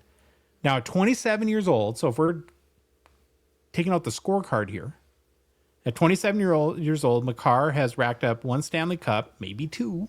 Are you going to compare him to Bobby? A little bit. Oh, Josh, okay. 1 Conn Smythe, 2 Norris trophies, and a Calder trophy, 3-time NHL first All-Star team selection, 2-time NHL second All-Star team selection. He does not, of course, have a gold medal. He's still a long ways, though, away from Bobby Orr. A long ways. So, I mean, it is kind of ridiculous to even the baby Bobby Orr thing. I'm going to remind everyone about Bobby Orr here for a second. Here we go. 8-time Norris Trophy winner. 3-time Hart winner. 2-time Art Ross. 2-time Conn Smythe. Lester Patrick. Calder Trophy. 2-time Stanley Cup champion. So, I don't know if anyone will ever reach that. But if Makar can win gold, though, here's the thing. He'll have done something Bobby Orr never did. Mm-hmm.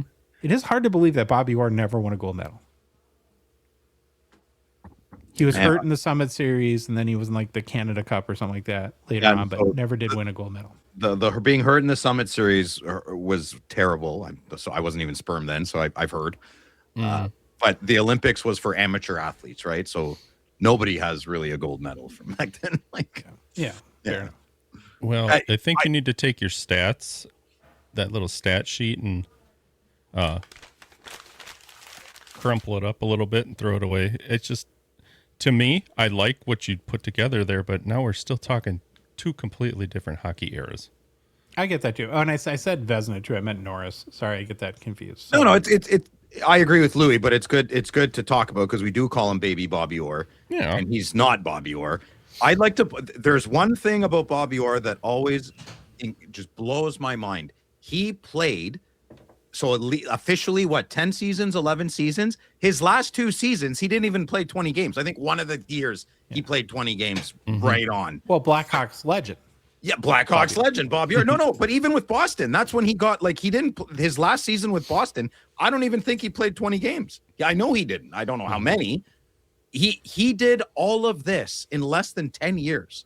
That is oh my, you can't where's he's similar to Mike Bossy in that regard, right? Where I think what did Mike Bossy play 9 years, something like that? We should ask Riley when he was on, but he also had a short career. Just these God give Pat LaFontaine, maybe. No, I'm not, forget it. I'm not comparing these guys. Bobby Orr is insane for what he did.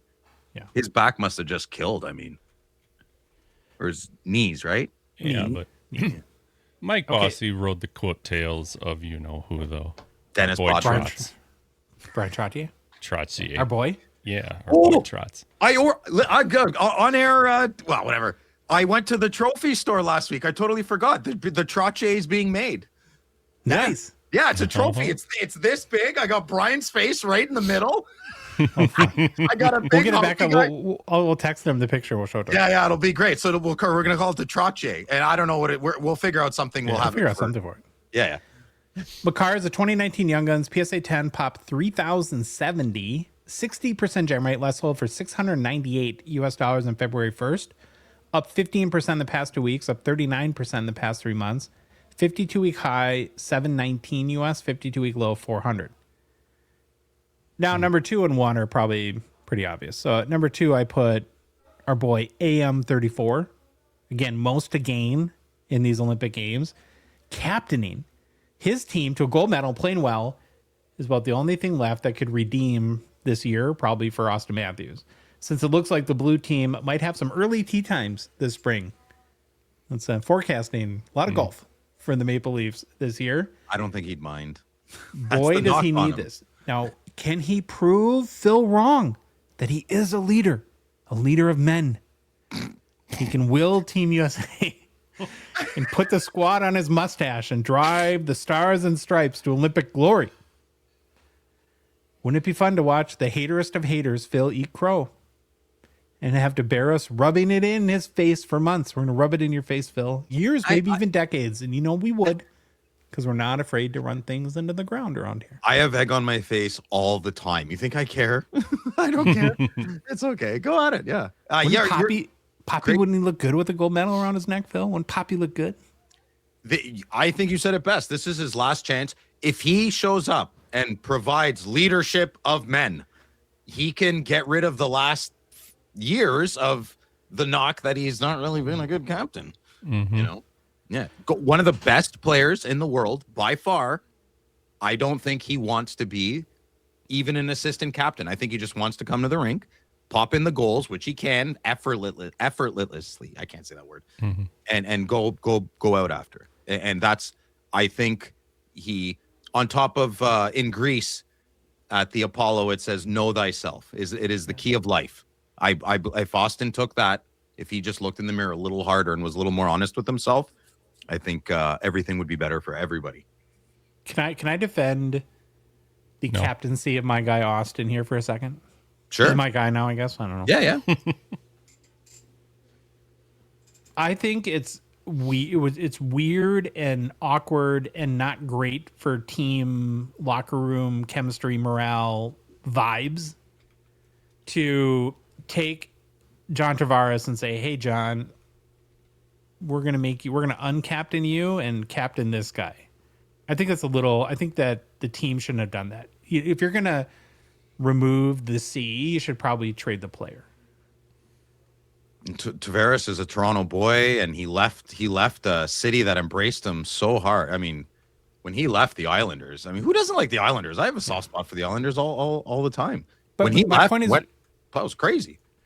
Were you kind of setting up Matthews to fail a little bit in the role of captain by how that whole thing went down? Sure, I agree. Like, maybe he was a little forced into that, and he was kind of like, I don't really want to do this. And they're like, no, Austin, you're the man. And yeah, like, I'm not making fun of Austin's character. I'm saying he probably just got pushed into these roles, and he should have just stood his ground a little bit.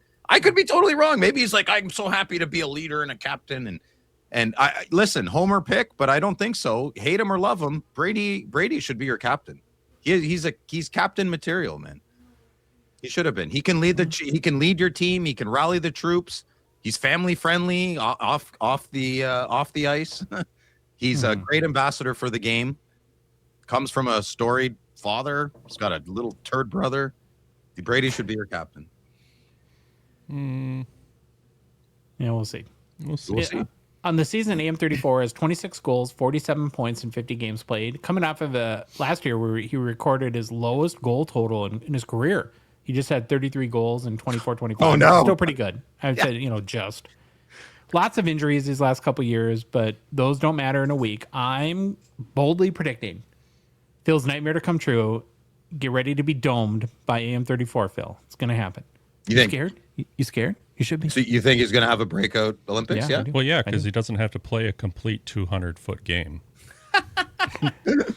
Yeah, he can score goals while he's sleeping. No one's questioning. I'm not saying, he sucks. Right. You crazy? He's amazing. I know that. You have to agree, though, that if he did well and we won, it would be big for his legacy, right? Mm-hmm. It would be big on how he needs to show leadership. Can't think of a way, but I don't know. He needs to show and embody what a leader is, and I do not think he's got it. Okay, this is really fascinating. I hadn't looked up Matthews' card values in a while. So his 2016-17 Young Guns has a PSA 10 pop 4,207, sorry. 65% gem rate, last sold for $615 on January 29th. If you remember a few seconds ago or minutes ago, the last sale for Makar was $686. Cale Makar's Young Guns is more than Austin Matthews. When we started this show a few years ago, like the hobby hierarchy was very clearly McDavid, Matthews, as far as current players, and then his star has faded quite a bit. Well, the Expo 3, any card show 3 years ago, this Marner and Nylander, where it was beyond frustrating. Like this was a future watch Ovechkin in Moscow. I mean, there was its own currency in Toronto. It was ridiculous. Now at least we're back to normal and bringing these people. Who would have thought trading over 100-point guy would make Toronto suck a little bit, eh? Oh, it was all Mitch's fault. Yeah, I think we know that wasn't the case. So, just not to beat on him too bad, but if he needs to be a big part of this USA team if they win. Oh yeah, the gold medal though. He just can't be there and win it. You know, he, has to. I'm just worried about him. And how did he kind of was a non-factor in the Four Nations though, wasn't he? That's non-factor. So he's in a situation now where he has to outplay, other superstars head to head, and he needs to. As much as I hate to say the captain thing, he needs to lead this whole team and push them through all the way to the end to get there. Show confidence. He doesn't seem like a very demonstrative guy, but would love to see fire in the belly, like him get all like. I've seen it. It's awkward. Like, do you remember Marner last year when he was trying to rally the troops in the playoffs? Oh, it was so awkward. They're not being themselves. I don't know. I go with my gut, man. It doesn't pass the eye test, Well, hopefully you get domed. True. That's my goal. Okay. Number one, that leaves Connor McDavid as the obvious choice for player with the most to gain by crushing it in the Olympics. Would be a legacy-defining moment and opportunity. And despite all the jokes, I do think, again, he will win a cup at some point. Mm-hmm. But having a cup and gold medal cements him in hockey and hobby lore, of course, where his talent deserves. And he played very well at the Four Nations.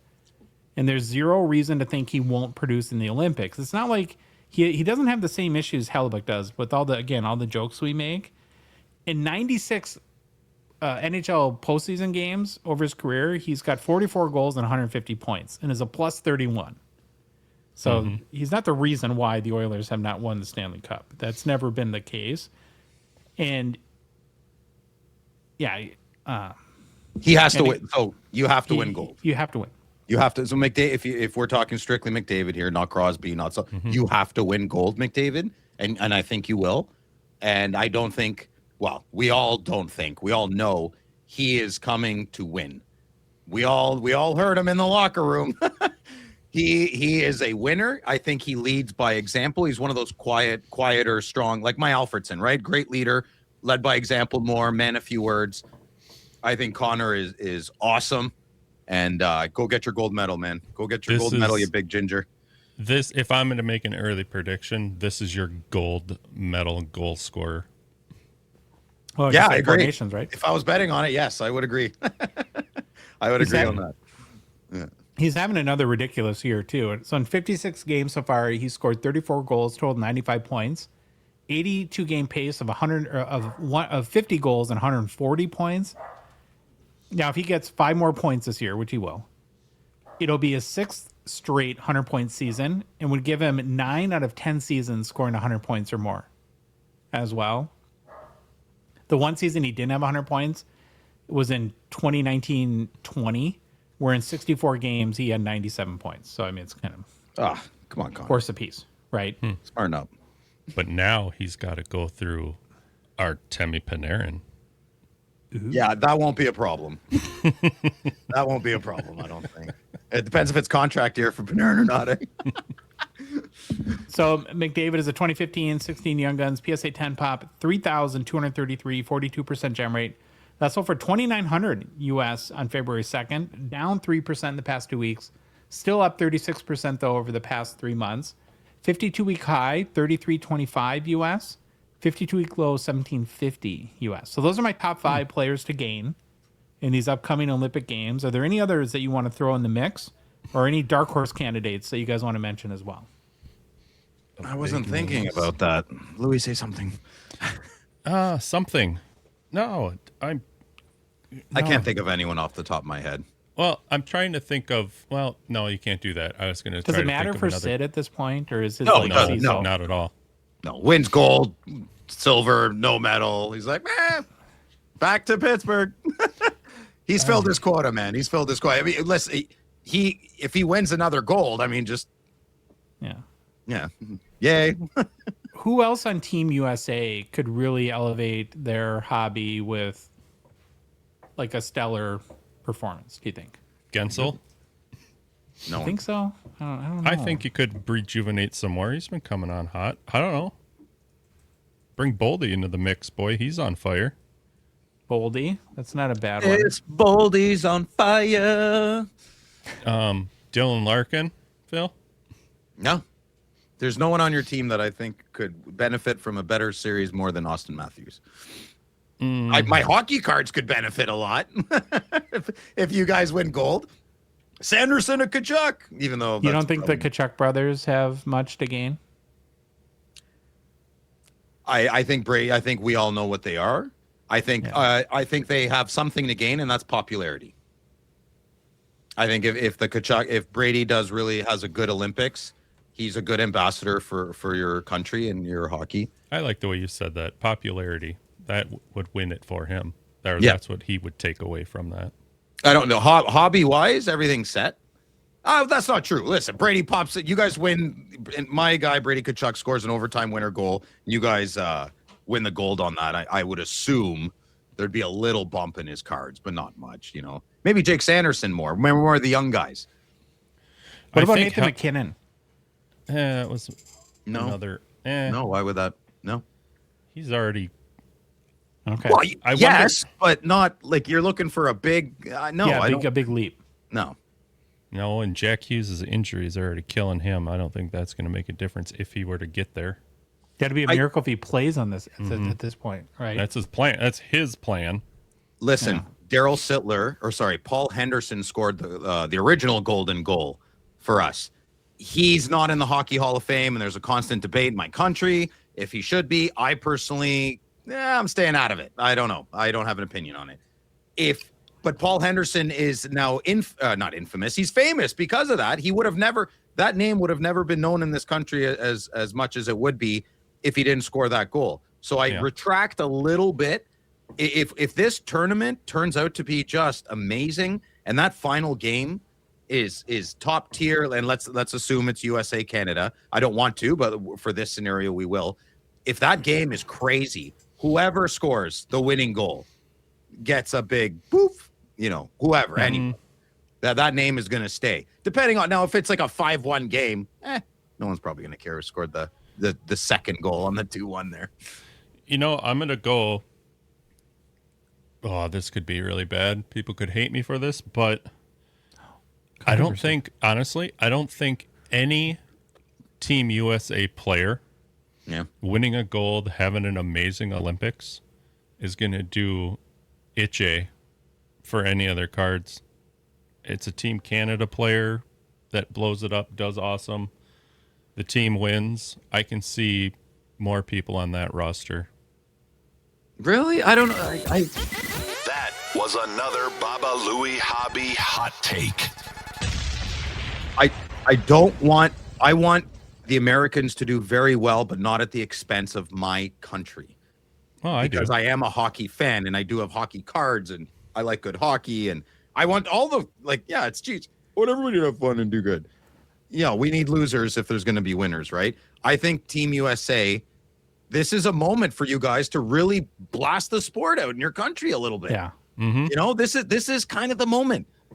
I get to watch a superstar every night in Jake Sanderson. He is pay worthy to watch. Is that another Baba Louie hobby hot take? You guys won't be saying It's so weird how you guys. I'm just gonna chalk it up how you're just making fun of me. Not like he's American, eh? You know that. Yeah. Yeah. Okay. I was just making sure. I don't know. Maybe you guys have never seen a Sens Phil, game. we have Quinnesota. Yeah, he got walked on by Gallagher a couple of days ago. That was pretty embarrassing. Gallagher beat Quinnesota and scored. That is not good. Phil, you should be fined for that. International hockey in the U.S. does not hold a candle to Canada. No, eh? Nothing. Well, this is your chance to be big now. Yeah. Is there something to the notion too that, because I want to disagree with you in only one sense, Baba Louie, on the Austin Matthews thing, but then as I'm thinking through it, are most of the Austin Matthews collectors Canadians? And if he dominates Canada and wins gold medal, does that really make Canadians want to collect his cards more? I mean, it might make some Americans want to collect his cards more, but... Do you want to know who I know? The only people I know who collect Austin Matthews cards are flippers and sellers. I don't know people that PC Austin Matthews. I have no idea who they are. I don't have anybody. I don't know who they are. I'm sure there's tons of them, but I don't know who's paying these prices. Just like we made that joke. Who collects Connor Bedard? I've never met a Connor Bedard collector. Never. Yeah. So I don't know. I don't think it would matter. Like, if Brady scores the winning goal for you guys, I'm not like, that's it. I'm selling my cards. I'm Canadian. Come on, it's a game, man. I want a great tournament with exciting finishes, and I want the players to be as into it as they were at the Four Nations. If they come in with the same mindset, then I can't see how this is a bad tournament. I want to see Germany. I think we're going to see some big highlight reel type goals from Stützle and Draisaitl. I really do. Mm-hmm. They're magicians out there, man. Mo Sider. Oh yeah, another Sider. German. Yeah. JJP. Yeah, that's four. We got four now. We know four of them. Merkel, did she play? I got Lucas Reichel. New product releases sponsored by Total Sport Cards, and they're breaking out the GP Sports Cards. If you're in the GTA, stop by Grand Shop in Etobicoke and maybe pick up a few hobby boxes, singles, or cash out on your cards. If you do follow Grant on their Instagram, you know he's buying every day. Always buying. Always. Maybe one of the biggest collection buyers in Canada. Be surprised if somebody buys more than him. I would think so.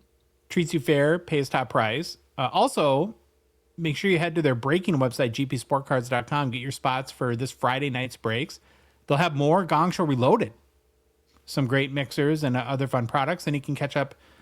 You can catch all the action live as Grant breaks on YouTube via the GP Sports Cards YouTube channel. We're going to dig into the Red Wing Centennial set that came the other night. Billy Cilio was supposed to join us.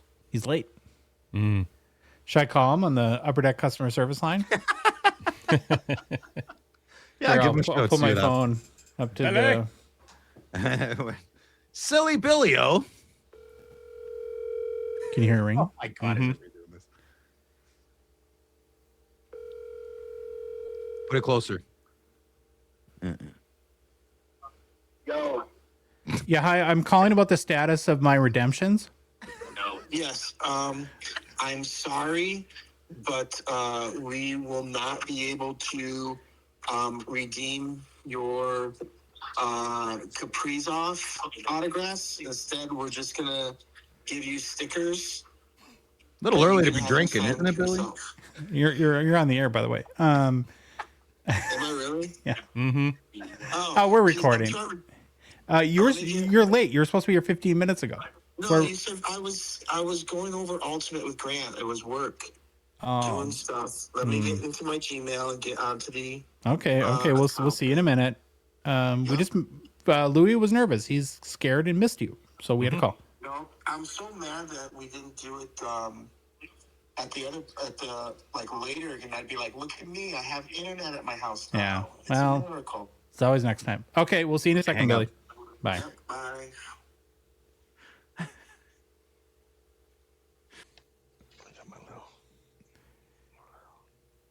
Well, after he was late, we're joined by Red Wings and University of Michigan Wolverines superfan Billy Cilio to talk some Red Wings Centennial hobby. Ooh, Ooh, I believe Michigan State just swept Michigan in hockey. Just thought I'd mention that's that not very too long impressive. ago. Actually, Michigan's #1 in hockey. It sucks because, like, I thought. I mean, we're going to win the national championship, but the fact that they're currently #1 is a little bit annoying, and they just beat us in basketball. But we didn't. Wait, are we playing you guys in basketball right now? Is that I don't party know. time, Pat? Hey, Pat. I see him. Yeah, he can't hear you. Wait a minute. I think we're actually. Are we playing Minnesota right now? We are. Well, Oh shoot! Let's not talk that'll- about that game. That'll be a walk in the park. What? Sky You are not Hua, right? losing. Go Let's Gophers. Let's not Go the talk Bo- about that game right now. Sky Mott, go Gophers. Okay, well, you're here to talk some Red Wings Centennial. Let's talk some Red Wings. Yes, I have Okay, a box that now- looks just like that by my feet. Oh, It's good. a tin, He's beneath me. Billy. It's called a tin, Billy. Tin. Let's get our. You don't words have straight. the little stripe there thing there too. Centennial. Okay, so have you opened any yet? We've opened up 2 boxes, and I Okay. don't think I pulled like the case hit, so maybe we'll get to see one because I'm going to open one while we're talking. Is this a And that- set that you built? Yes. So it's really funny because there's 3 Centennials this year, and I'm a huge Red Wing fan, and Matthew's a big. There's Pat. He said hi. Okay. Matthew's a big Rangers fan, and Pat's a big Chicago fan. So he's mourning the loss of Panarin. As a Red Wings fan, I thought you would have put a little more effort into it, though. So wow. Atta So boy. originally they had it like someone building all 3 sets, and we're like, can we please like split this up between us? And so they did. So we were able to kind of get our each team. And what's kind of funny is all of us know like little special things about the teams and stuff. So like here's an insert right here. Now here's the legal stuff that Phil likes to talk about. So I have an insert called "Believing in South Detroit." Now everybody knows what that really is. Like, look at the background. The background looks like a record album cover and the stuff. Awesome. Nice. And they may or may not at games sing "Born and Raised in South Detroit." Now Yeah. you guys are gonna have to pay a copyright because of my singing right there. Probably not. So Doubt yeah, it. probably not. People have to listen. But anyway, so that's one of our cool Detroit themed inserts. You have your base set. There's our boy Draper. I don't know if that's Yeah. before or after Lemieux. I think that's before Lemieux decided to crush his face. What's kind of fun too is when you're building the set, sometimes you get deals with guys that are on multiple teams, and sometimes you have just other deals. So like probably not known as a Red Wing, but he played for the Red Wings. Red so, Wings like, legend, Borje Salming. Of course. yeah, there you go. Mhm. But then you also have like one of the best There's a defenders lot ever. of stretches like Here you Red go. Wings Here you legend go. Daryl Check Sittler. this out. Hall of Famer. Oh, there he is. Probably winning as a Red Wing, you think? Maybe? Mr. Madano. Yep. Here's trophy winners. Cool one. I mean, there's obviously multiple trophy winner cards of Gordie Howe. You but, put that's very Madano cool. in that set? Yes. Oh my God. So you have Dion. Marcel Dion's in it. Well, of course. Slava Marcel Kozlov. played with Detroit for like legit. Yeah, 3 years. And then this is I love this that we got this in the first pack.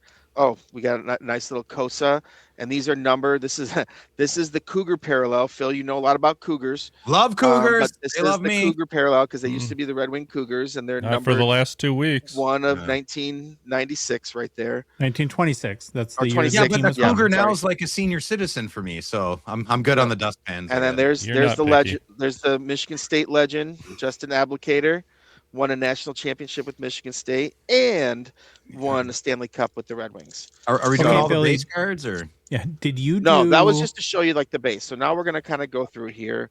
There's some legends. There's Terry Sawchuk is in there. Never heard of him. Hall of Fame. Dino Cicerelli, another famous. North here's a Star, fun Dino one. Cicerelli. So this one I wanted to call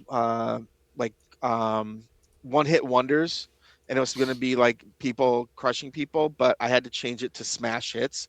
Again, legal kind of. I have a post-it note here that says "blame legal," like literally that I've had in my cubicle forever. But Yeah, like thought it was where's smash hits. the 8 Mile insert where like all the I'll guys that get had a to that. booger sugar problem oh, would look. be in that set. Oh, in the 313? And there's my there's our first auto. And Who I is it? cannot take credit for the design. It's Mike Mike Foligno. Yes. Pat was actually the one that gave me the idea of putting the tentacles and calling it octopus ink. That's I'm like, a great damn design. it. Big fan I'm of like, that one. that's a great insert name. I'm waiting for my favorite. So okay, I'm trying to rush now because look at that hair. Phil's Look got at a that. date. He took care of business against McKinnon. You got Cider. No. Hockey Town Heroes. If you've ever been to Mm. the bar, there's a Hockey Town bar and everything, and it's right downtown. And so we got our Hockey Town, and it's obviously called Hockey Town. So Can I tell you my Red Wings, my favorite Red Wings story, which was a sad story for me? yes, Because my dad had tickets for 25 years. And That was a sad story. he would take me to games, and my dad was a salesman and had a company car. And when the car hit whatever miles that they would turn it in, the company would let them buy the car. And right around my 16th birthday, his car hit the miles limit. And so he bought me the car. And that week he took it to the Red Wings game and it got stolen outside. So I never got the car. Aw. I'm sorry, Josh. The old Joe. Yeah. Come on, Billy. Some 313, buddy.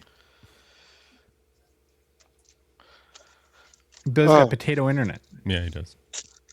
oh, I got some stuff. So, okay, so this is the one. This is one of my favorite inserts. Yeah. It's and is You're yeah, cutting. and I'm gonna try to shut stuff. I It's can't still probably hear not gonna. what It takes a you're while. saying. When you guys move to your new building, can you get good internet? All right, Billy's back. He tried to fix his potato internet. Let's see if it worked. Yeah, we're switching buildings, so maybe they stop paying the internet bill right before. So yeah, here's one of your favorite inserts there, Louis. So Yep. it's everybody from the 313, and you can see there's different versions. What's the 313 for somebody? The 313 is the area code in Detroit. Mm. And if you notice in every picture, and that's the old Michigan license plate. They have different ones, but this is the old one. If you notice, they have their hands in the air. Why? Because everybody from the 313, if you're down with, that old Eminem song, put your hands in the air if you're down with me. Show that numbered one, that fancy numbered here's gold one. There we got it. There's a numbered one. So there's numbered cards in the set along with the Cougar parallel. There's a nice gold out of 100. We also got team leaders in there. There's a nice Proby. I'm guessing it's penalty minutes. Yes, it is. Yeah. Guess how many penalty minutes All Prober of them. had? 7. Yep, 2,090. Oh, I was right. Kosher wasn't far behind. He had 1,963. So he's up there. Here's another. We pulled another Primo or another auto. A nice Keith Primo auto. There you go. Yep, that's pretty cool.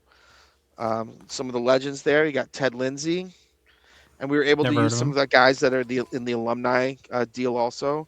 There's some red parallels in there. There's the GOAT. This is the GOAT coach who probably got into the Hall of Fame first ballot, unlike some coaches. Ooh, shots fired. Scotty Bowman. It wasn't because he knew how to skate. Oh, Yeah. good call, Louis. Okay, Billy, what was your favorite? What's your favorite card in the set? Anytime you can have a Sawchuk cut signature or a Probert cut signature, those are probably going to be like the biggest cards.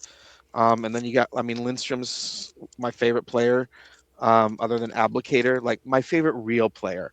Abdicator obviously is a great player, but not going to be a Hall of Famer. So those, like in autos with Stevie Y, with Lidstrom, I really do like everybody from these are all like kind of inserts that are kind of based around if you know Detroit hockey, kind of makes sense. The memorabilia cards are cool. So like the seat relic cards, that's pretty badass, to be honest. You with have both the Joe Louis Arena and Olympia, right? Yep, we got both, and being able to use inside imagery from both those arenas, I thought was nice. Any Little Caesars scratch and sniff stuff in there? Yeah, right. And see, this is one thing that's awesome about this set is it actually, like, we guarantee kind of, I think, 2 autographs, but there's my 3rd autograph. So a lot of the tins will have a third autograph or a autograph and Mm-hmm. memorabilia card. So yeah, if Who you're a were Red the Wings big fan, players that you couldn't get? Like I know there's well, one Fedorov I cut yeah. signature, so I assume there was issues there. So yeah, you know what's funny is like they don't always like we can't find them. Like Fedorov is in Russia, and it's hard to get a hold of him. And we got our Russian whisperer who's like able. There's another Osgood. Everybody, hands in the air. That's a sick one.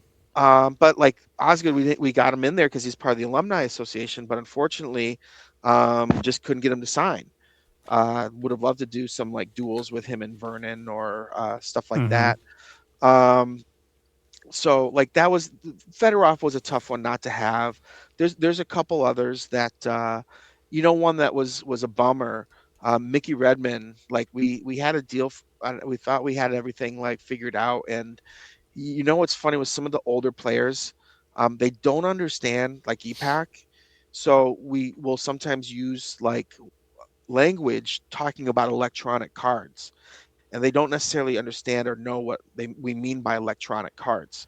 So like having to explain that, and then sometimes my sister still won't use her credit card at a gas station outside. She's afraid, someone's going to steal her information. So, some of these Louis would. older people might not necessarily trust, when you see electric or electronic and stuff like that. So unfortunately, they were interested, but there was just parts of the deal that they just didn't want to do. And we got to be able to put them in EPAC also, so which, yes, there will be an EPAC component to this. So like Mickey Redmond was a bummer because he's been the voice of the Red Wings for a while and was a player. And when I went to the Shoresy Classic in Detroit, there he was without a helmet, skating around, almost scored a goal a couple times. Like it was just a blast to watch. Nice. So we did miss out on some of the Nicholas Cronwell was another one that he wore the A for a while. He was a big part of the team, and I have a "You Got Cronwell" T-shirt, of him just blowing up somebody. So there were some names. It was funny that same Letterkenny, or I'm sorry, Shoresy Classic that I went to in Detroit. I ended up hanging out at the same bar that they all went to afterwards because I heard some of the players talking. I'm like, well, I'm going to go over there, and I ran into Darren McCarty, and he gave me his business card to give to Nice. our talent acquisition team. Hmm. And then there was this certain podcast that actually helped me get a guy that I was actually really excited to get. I'm not sure who it was. Did I just conk out? Yeah, You're, What you did you're conked Josh? back. out. Is my internet bad again? Yeah, you're trying to give us a compliment, and then of course your Okay. internet goes. No, you guys. Yeah, right. See what happens? Blows up. No, Yeah. you guys helped us out getting Tim Shovelday. He was on your show, and I Yeah. was just like, I ran to our talent team, and I was just like, um, did you guys get this guy? And they're like, no, we haven't been able to find him. And I gave a call to Josh immediately. I was just like, hey, if he ask him if he's interested, and I'll get his information for us. And we were able to get him into the set because that was the goalie before Vernon and before Yeah. Osgood and all that. That That's was really that was Eiserman's early days. That's who his goalie was, and so I was super excited to get him. For you made sure. his day, So, man. Such a great guy. I talked to him for a good hour. He's such a good man. You made his day for sure. well, I'm gonna be definitely getting one of his autographs. I'm excited to get his stuff. And what's fun about these sets? Oop, there's the legend right behind me. There's Jean. She's Gene. Oh, Yep, hey, Gene. Say wave to the hi. Gong Show, people. Wave to the Gong Show.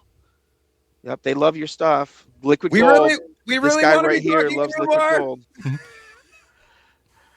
Is Alfredson in it? No, eh?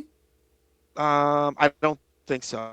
Good. No, we do. No, I don't want him in there. Good. Thank you. I don't think so. I don't know if he's part of the alumni association. No, either. he's not. Like He we're never- able to never get some happened. guys because what do you play like a day for the Red Wings?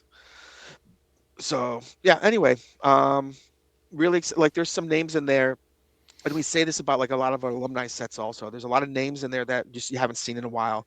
I haven't seen a hard signed Darren McCarty card from Upper Deck in quite some time. So I'm super pumped about getting like these guys that I was going to the bar, drinking a beer per period. That double overtime game, was feeling You good. should get Claude But Lemieux to sign the back of it. oh, right. Imagine. No, eh? we had this bar that was it was called Paul Revere's. I think I've worn their sweatshirt on your show one time, and they had the 32-ounce mugs, like those big glass mugs with the handle, and we would drink a beer a period, and had to, that we watched the double overtime where Eisman hit it from the blue line, and we had to go to Denny's next door to kind of wait some of that time off because Yeah, we had Denny's we is had great. we had a really good night that night. So yeah, a lot of guys. I love seeing like you know Primo. I think Lapointe's in there too. Martin Lapointe was. I have one of his jerseys. old Yeah, name. a bunch of fun names. Like I'm looking at this one. Like there Kelly right there. I remember him back in the day too. Like a lot of like these names are just kind of like, oh yeah. When I first started collecting hockey cards, they were the guys that were on the Red Wings that were in those 80s sets. And that's kind of fun to see them now have autographs. I know you Have you can't ever do- tried to make a Russian 5 auto card? It'd be great. Do it with some cut signatures. Yeah. The thing is, and one of the names like we're still going after because I know he does. He's doing signing in Detroit.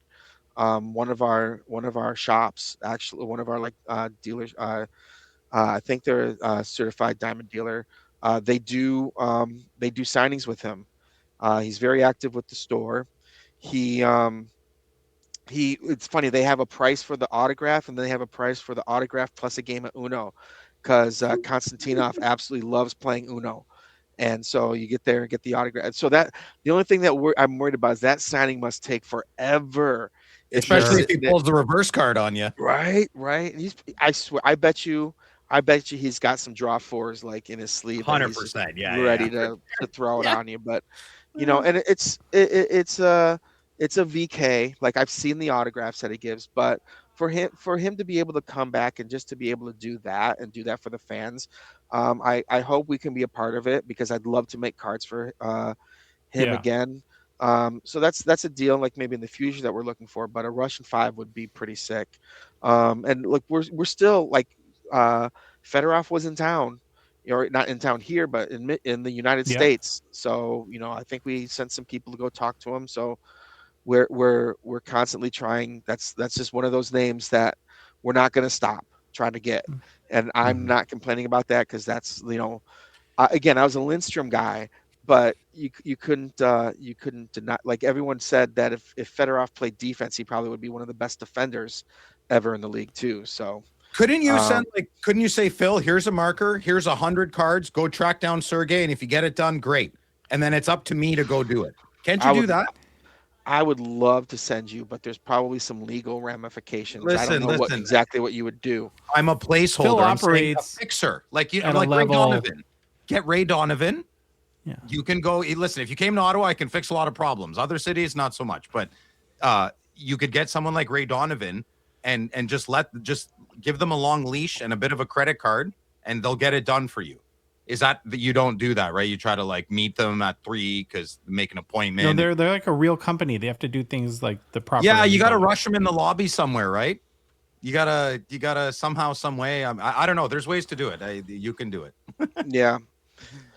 It's funny is my birthday, I went to a Q&A for Ray Donovan and everyone's there. And then afterwards we went to Saddle Ranch in LA or Hollywood there because it's like right by where we were because I was celebrating my birthday. And who walks in? Stephen Bauer, who was on Ray Donovan, but also Scarface. Yeah. And it was karaoke night. And I got to watch Stephen Bauer sing karaoke. And the best part was we asked for a picture and his like publicist guy's like, give me the drink. Give me, like, he didn't want to have any. I don't think he was supposed to be drinking at the time. Old publicist. So they're like grabbing grabbing the alcohol for the pictures. But I still have on my phone video of Stephen Bauer singing. It's kind of fun. Funny.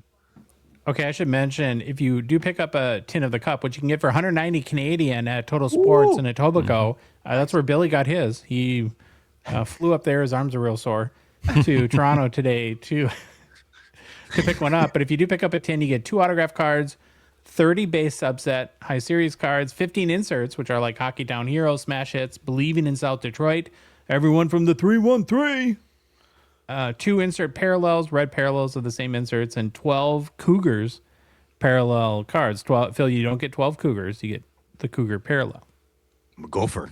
Cougar. Mm-hmm. What's the next Centennial? I was trying to think of that. Quebec. Rangers. Oh.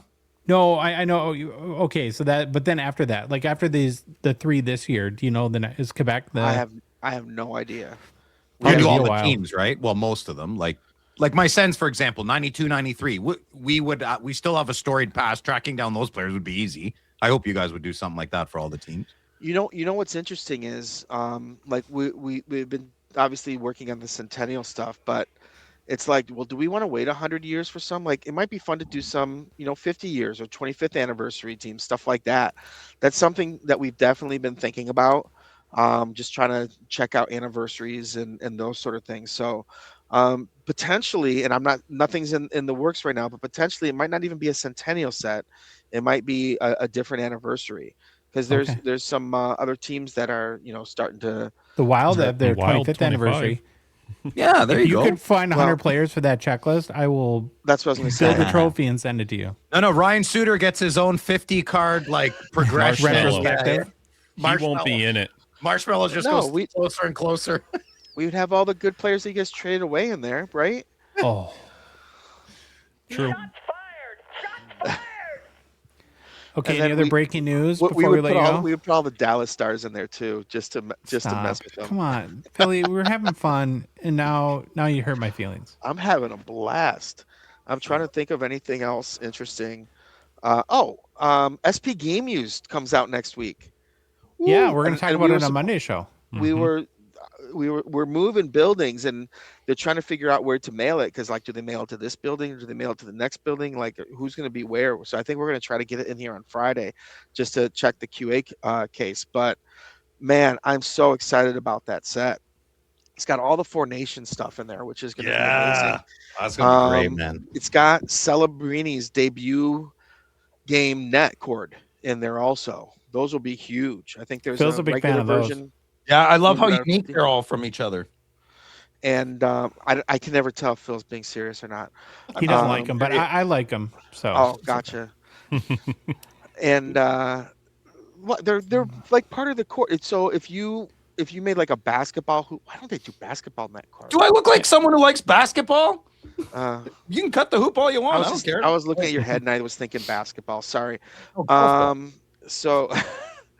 But there's a lot of really cool stuff in there, and then obviously you got some great rookies that have been doing quite well.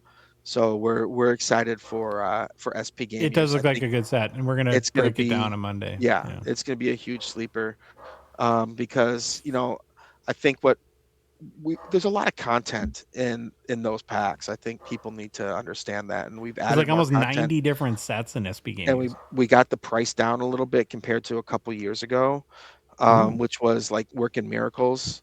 I give myself a pat on the back. I rarely give myself a pat on the back for that one. I was pretty proud to be able to get the price down and even add more content. So yeah, that's coming out. We're pretty excited, and then. I think Series 2 is coming out pretty soon also. Well, Flair Ultra on the 18th. Oh, Flair Ultra on the 18th. Yes. So there is. So people have been asking the questions, and I've seen on social media. They're like, "Oh, that's just e-pack only." Wrong. That is also physical. We put a small amount, and it's going to be. Phil, you better start. I'm loading up. Calling Jimmy and Dan right now, because I know what allocations look like. Okay. Because I've been not because I know what they look like, but because I've been told by the shops what they're being allocated. Because we just give the stuff to distributors and they stuff, but there's not a lot of this stuff physical. But the crazy thing, and I don't know if you guys. I know Phil, you're on EPAC, so Series 2, 24-25, we talked about it, sold out because we talked about it on this. Yeah. Show, God. guessing, right? No, it's my Sold fault. out. This specifically, I'm all over the internet. Well, Josh talked about it, and now we can't get cheap. Yeah, I ended up. You got me. I bought like a box or two. I didn't pull one, but I was. And so thanks for helping to dispel that rumor. You just lit gas, poured gas on it. So thank you. No problem. And so then platinum just sold out. That's gone. Like no more Saw that. platinum. And Really? shops are drying up on their 24, 25. I 'Cause thought there's you would have just- printed that to oblivion.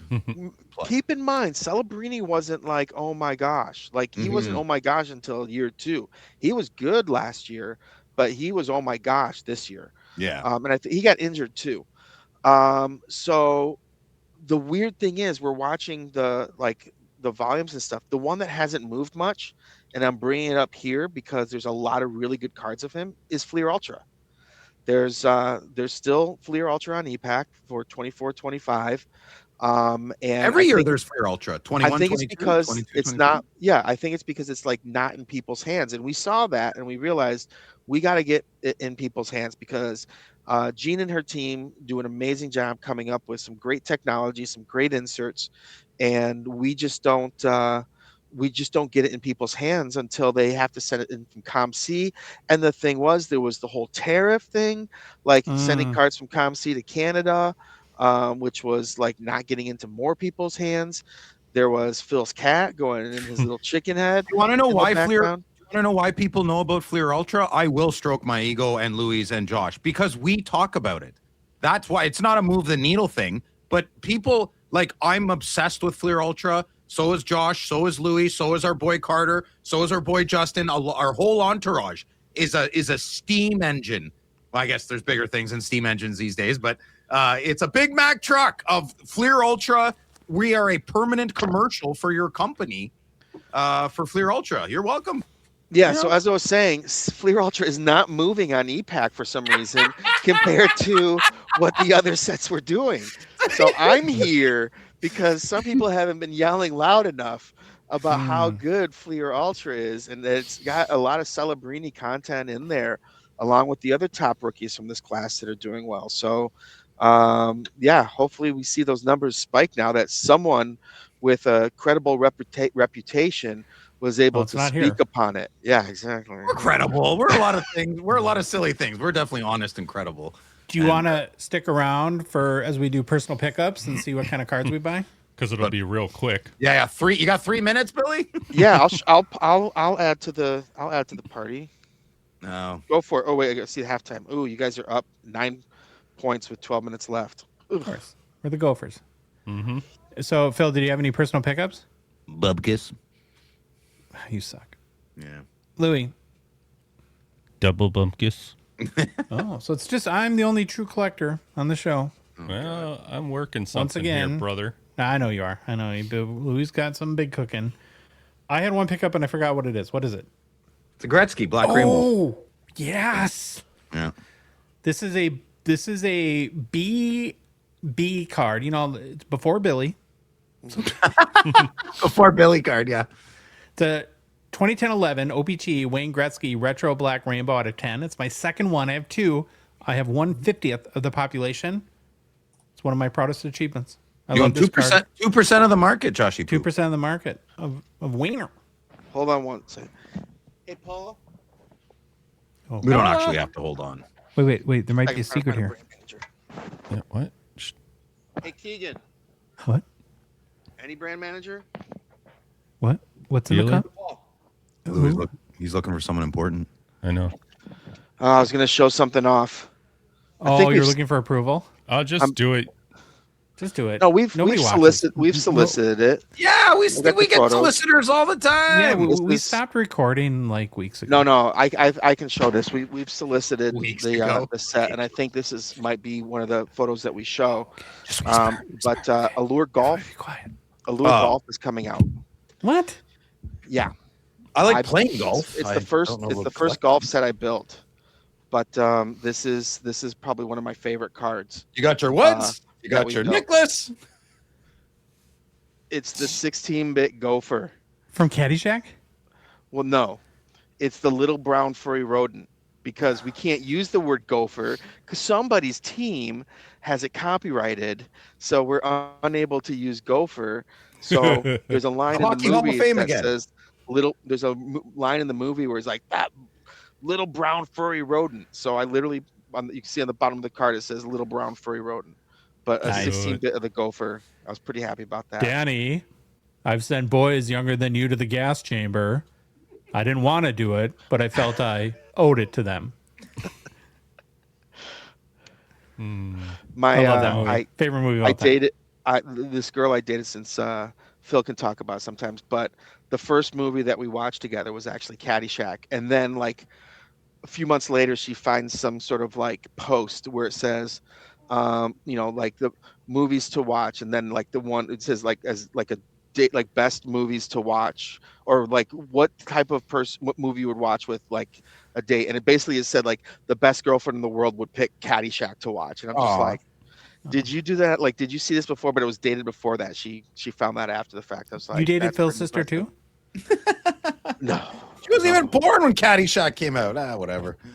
What? How old is does your she sister? does she look like you, Phil? We all have similarities. My sister doesn't look Very like me at all. hairy. Thank goodness. Who's got a thicker mustache? Come on, listen. They're Greek girls. Leave them alone. Okay. Don't talk smack about people's sisters. Yeah. You're about 3.5 years late there, Billy. Oh, sorry. That's okay. That's okay. Well, hey Billy, if you Yes. like the episode, please leave a rating and review on Apple, Spotify, whatever podcast app you listen to us on. If you love the show, you want to support us, maybe join our Discord for as little as $5 a month via Patreon. Be one of the first 999. Future Watch Gonger, we call it. Are you going to sue us for that? Probably. Link is in the show description, our Instagram and TikTok profile, on our website, hockeycardsgongshow.com, or on Patreon's website, patrun.com, and search for Hockey Cards Gong Show. We're on social media. Follow us on Instagram, Facebook, TikTok, Twitter, and YouTube. Oh, Phil. Yeah. What's You have fun? Oh, God. Well, thanks for joining us, Billy. See I you, was Happy going to say Family. We'll be back on Monday. What? Oh, bye. Oh, say Baba Louie says bye. what? That's his job. It's his bye. only job around here.